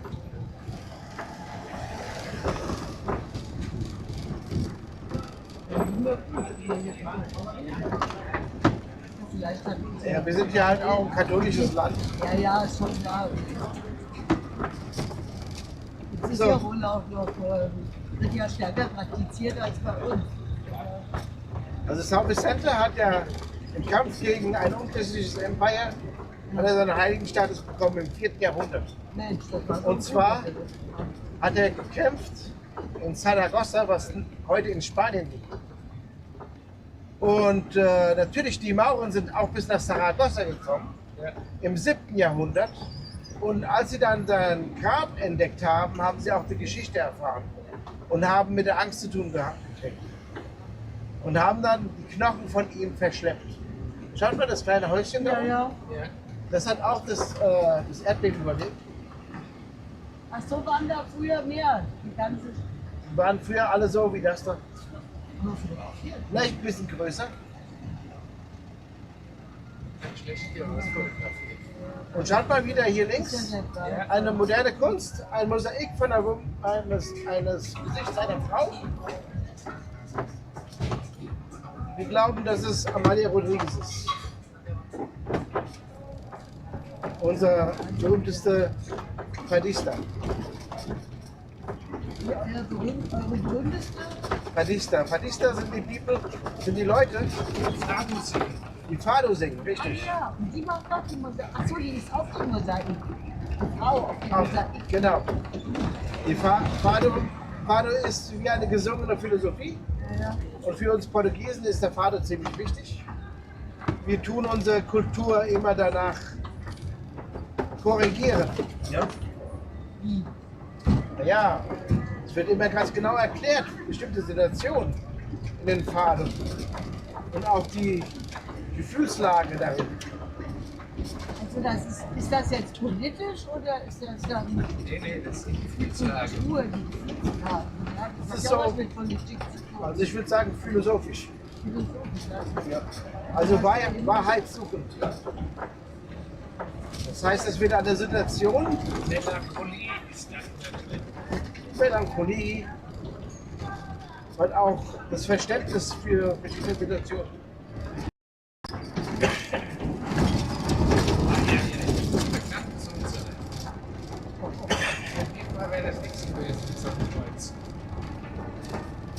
Also ich versuche es so angenehm wie möglich. Ja. Ja, das liegt an der Straße hier.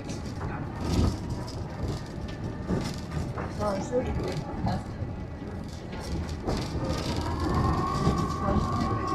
Das ist auch nach dem Erdbeben entstanden. Das ist ja die hier.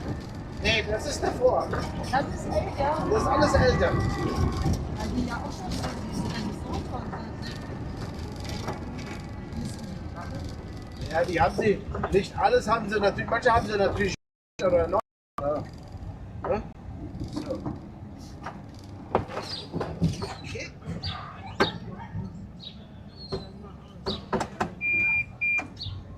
Ja, wir steigen hier aus. Ich will euch was zeigen.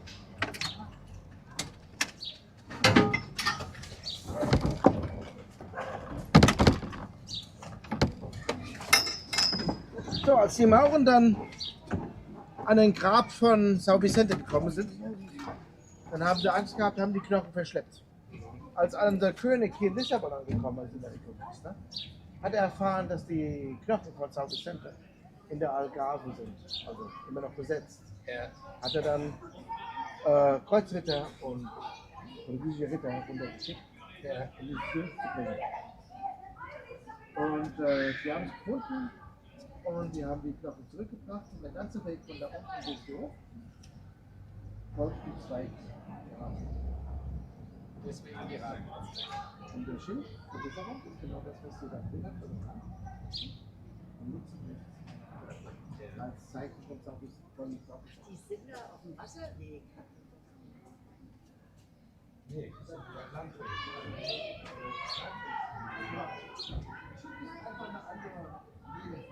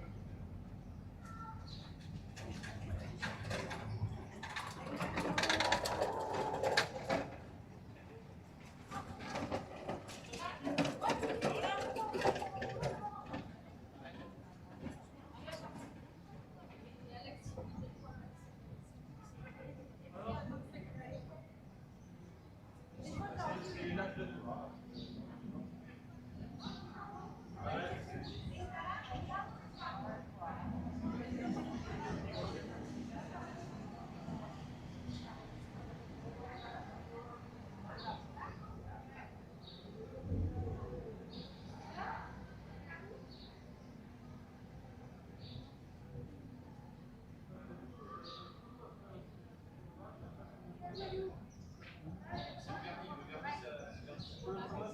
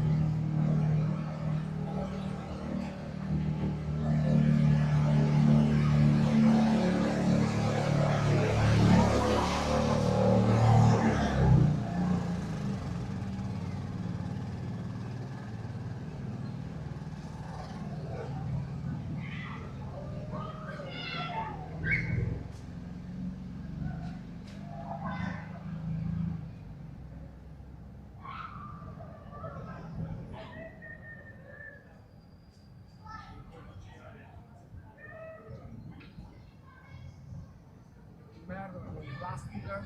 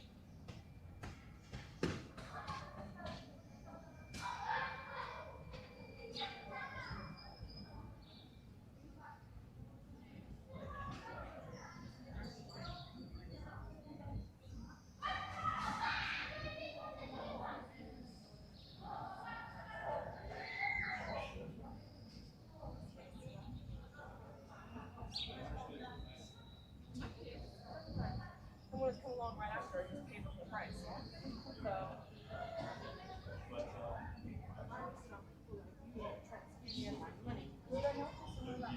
Suddenly, a lot of grass.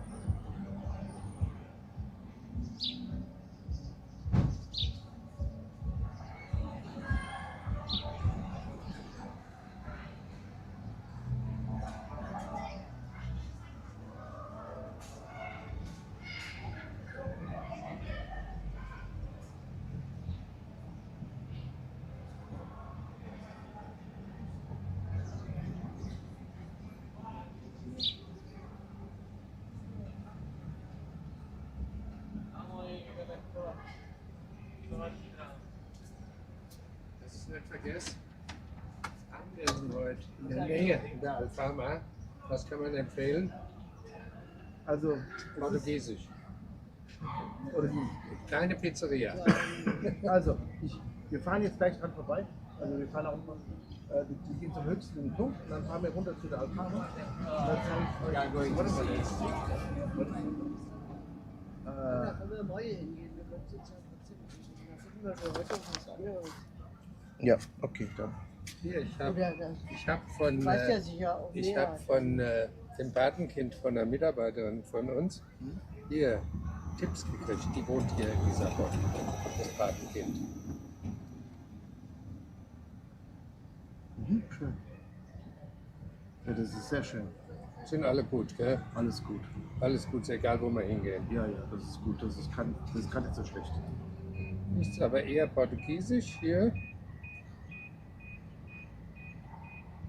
Das nicht so eher gehoben, aber Portugiesisch ist zu empfehlen, weil das heißt, das ist zwar Hausmannskost, was aber auch Fisch sein kann, in Portugal. Und das ist meistens auch von selbstgeschnittene Kartoffeln und so weiter, alles mehr an. Wir wollen nichts Und nicht teuer und nicht teuer. Ich habe in Erinnerung von meiner früheren Reise, das hat mir unheimlich gut geschmeckt. Und zwar war das Schweinefleisch wie ein Gulasch, gewürfelt und dazu Miesmuscheln. Und dazu, Oh ja. dazu gibt es eine ganz super gut gewürzte Soße.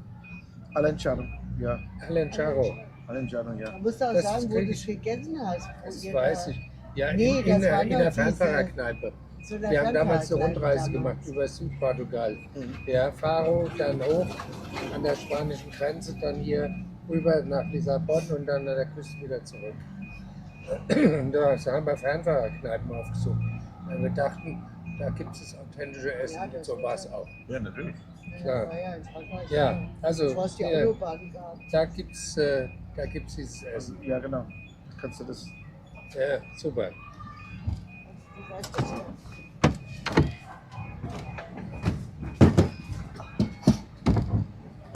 Oh, jetzt habt ihr schon wieder beide da.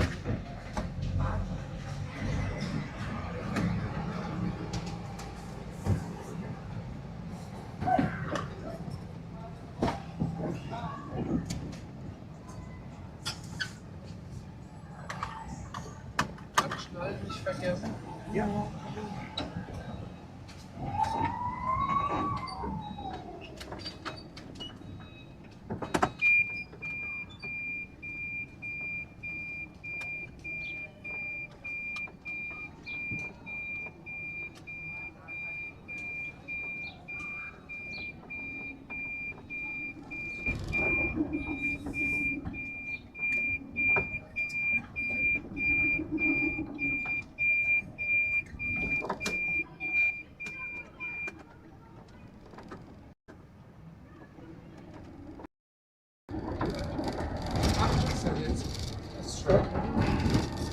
Aber wie du schon gesagt hast, ne? Wie kann dieses kleine Land zu so einem Imperium kommen? Und die Antwort ist eigentlich ganz viele kleine Antworten. Die erste Antwort ist, weil Portugal die Navigation erfunden hat. Jetzt würde ich sagen, wie war es Navigation? Die Wikinger waren doch vorher auf dem Meer. Ja? Die Wikinger waren vorne auf dem Meer. Ja, das Ding ist nur, dass die Wikinger nicht navigieren konnten. Also die wussten auch nie, wo die waren. Die haben nie gewusst, ob sie da rauskommen, wo sie hin wollen. Die haben navigiert an der Küstenlinie.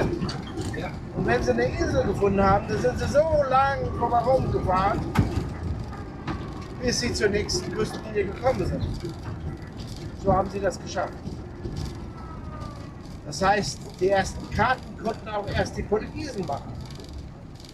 Aber Moment mal, da wird die sagen, die Römer, die haben doch Karten gemacht.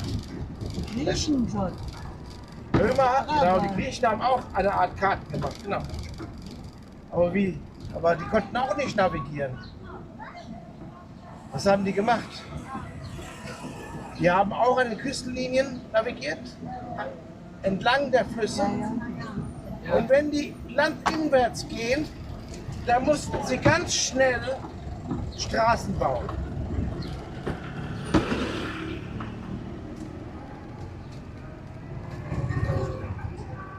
So, deren Karten sahen ungefähr so aus wie Eisenbahnhaltestellenkarten oder Buslinienkarten. Das heißt, da war gerade Linien und dann Punkte, wo irgendwas war.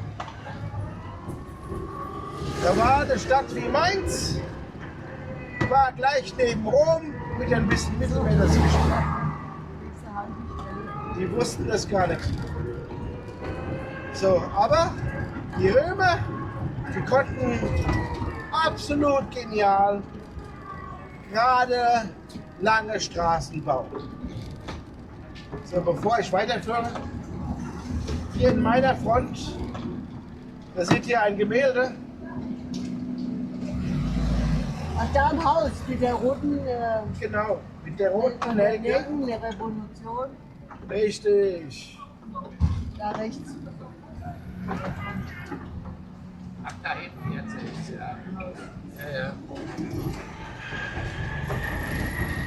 So, also die Römer konnten wunderbar ganz gerade Straßen bauen. Aber die waren nicht so gut in Mathematik. Das heißt, zum Kurvenberechnen konnten die gar nicht. Das heißt, sie haben lieber einen kleinen Berg in der Hälfte geteilt, und damit sie die Straßen durchbauen konnten. Die Portugiesen haben sich an die 3 Messinstrumente der Römer erinnert. Die Portugiesen haben die 3 Messinstrumente genommen. Was waren das denn, die 3 Messinstrumente? Was waren das denn? Das war ein Winkel, das war ein Winkel, da war, ja, das war, also jetzt im Moment, also ein Winkel war dabei. Zirkel? Der Zirkel war auch dabei. So, und die haben diese 3 Instrumente genommen und haben die umgedreht und auf die Sterne gerichtet. Und wenn du viel mehr Mathematik anwendest, dann kannst du herausfinden, wo du auf der Erde bist. Und genau das haben die Portugiesen herausgefunden. So, hier müssen wir mal einen Parkplatz finden. Scheint Hochzeit zu sein, wir haben noch gedacht,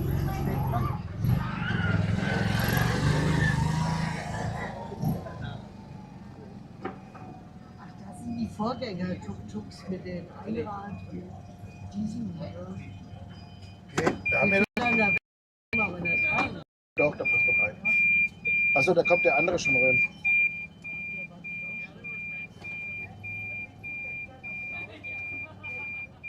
Sollen wir schon mal aussteigen oder sollen wir besser drin arbeiten? Bleiben wir lieber drin. Das sieht ja aus wie Rio de Janeiro mit dem Christus auf dem Genau. Das Kreuz. Sieht aus wie der. Der fährt gar nicht rein, der mit dem Blumenschmuck. So, also wenn er so lange braucht, dann mache ich mich schnell rein. Der hat doch da einen Platz, da passen wir doch daneben. Der andere nicht raus. Sie müssen wir auf Franken gehen.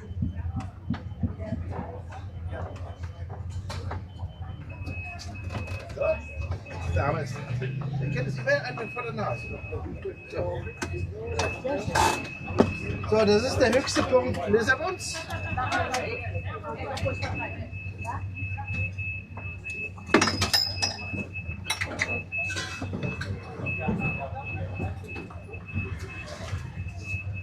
Ja.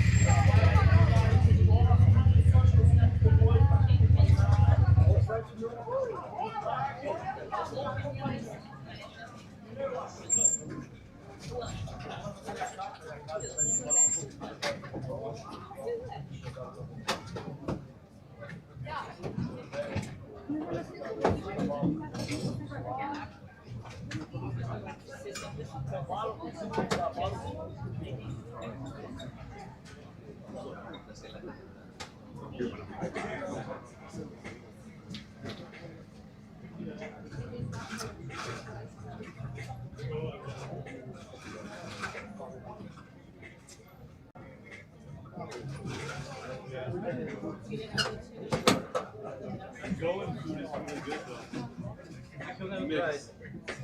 Nice.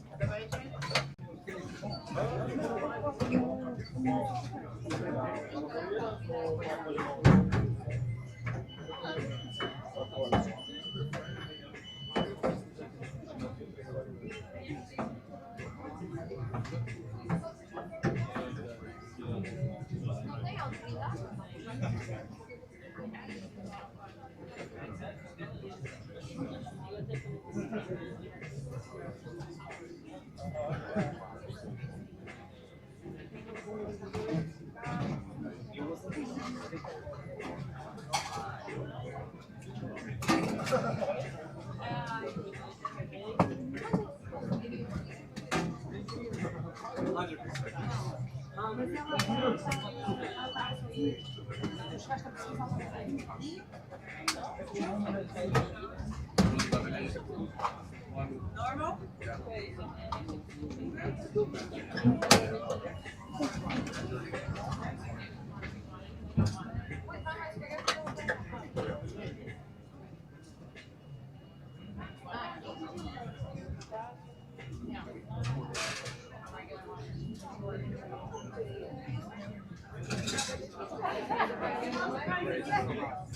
Sorry, thank you.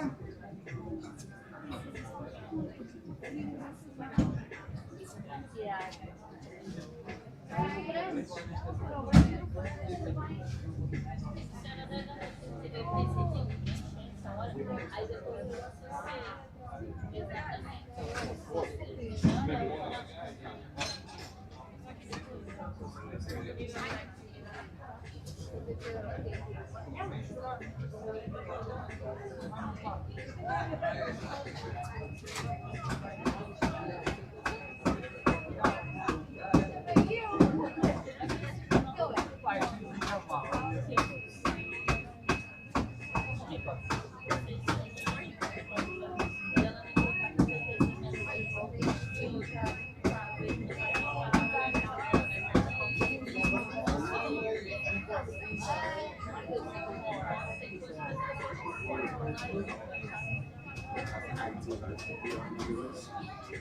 I don't want you to get tired.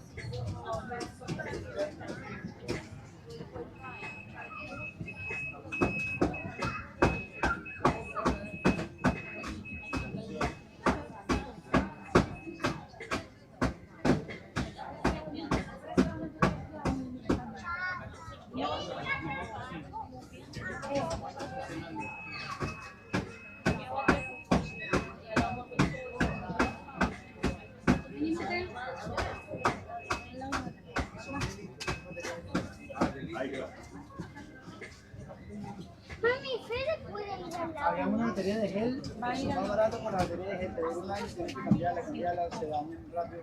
La elite te dura como 10 años. Sí, te dura más. Y tiene más autonomía, o sea, lo puedes tener todo el día y no sé. Dejá la Nora.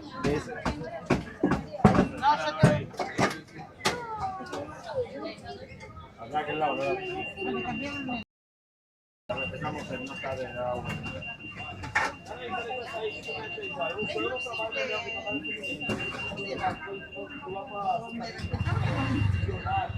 Por eso decidimos respetarte. Decidimos. No tenemos bolsita de avión. No, más. ¿Se está acomodando? Y ahora nos ponemos los cinco también porque la policía tiene. Y bueno, y ahorita vamos a ir bajando el estacionario del Alfama.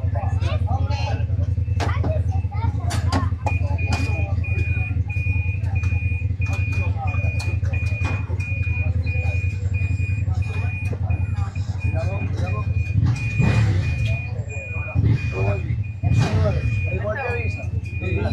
Siendo si nos puestos de muchacho, vamos a dañar tu turno, un destino, como destino, una pesquisa. Leva um cafezinho, também arroz, tem água, aqui tem limonada, um coquetelzinho se quiser, uma cervejinha, à vontade.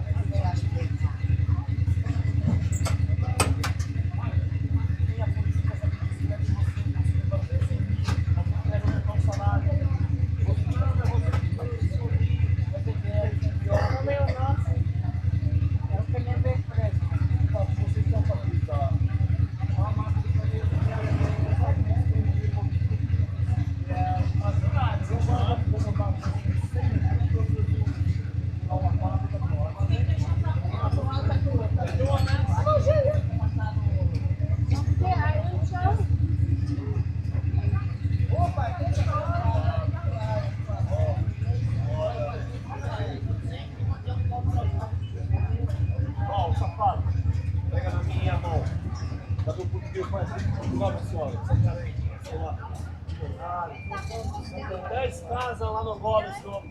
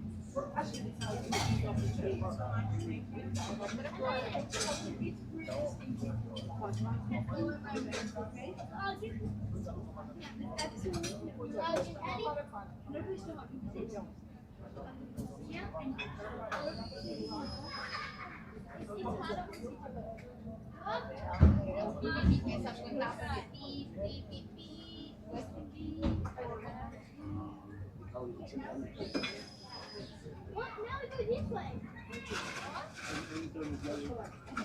That's my direction. And this way. Let's try the tree.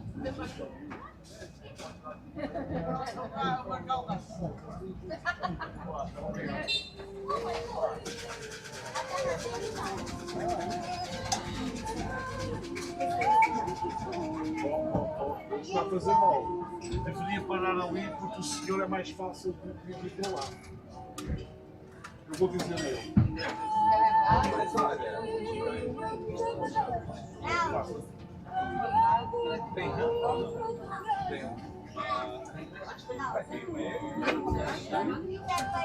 Ele não usa andador no dia a dia, ele não usa. A gente trouxe pra andar.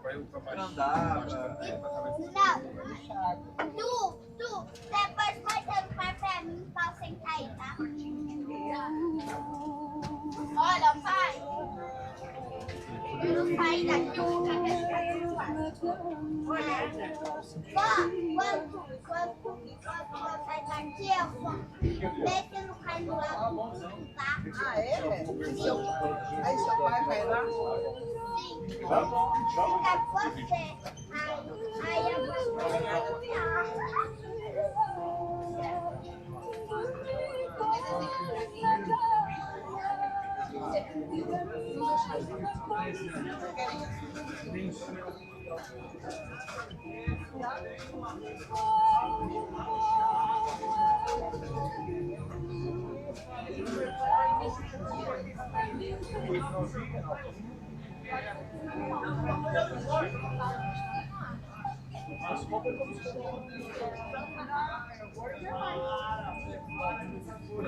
Já que tá.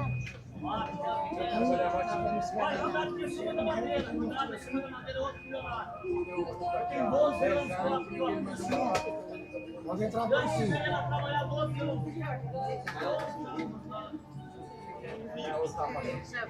Quero meter na fila do carro?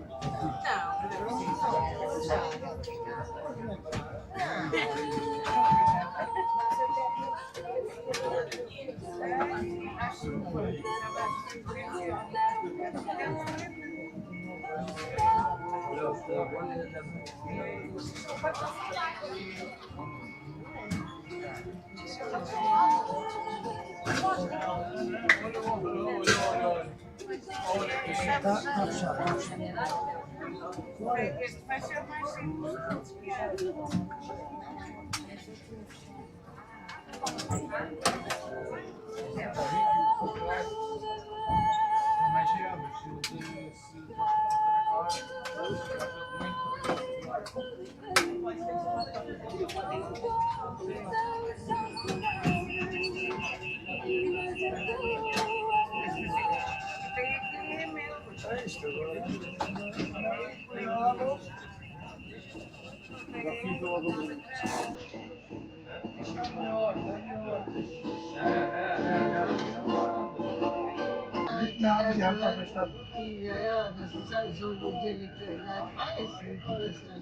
Intellektuell kann jeder selbst bei uns wollen. Außerdem gehen solche Erklärungsmodelle, die gehen doch von Mund zu Mund. Irgendeiner hat es kapiert und erzählt es weiter.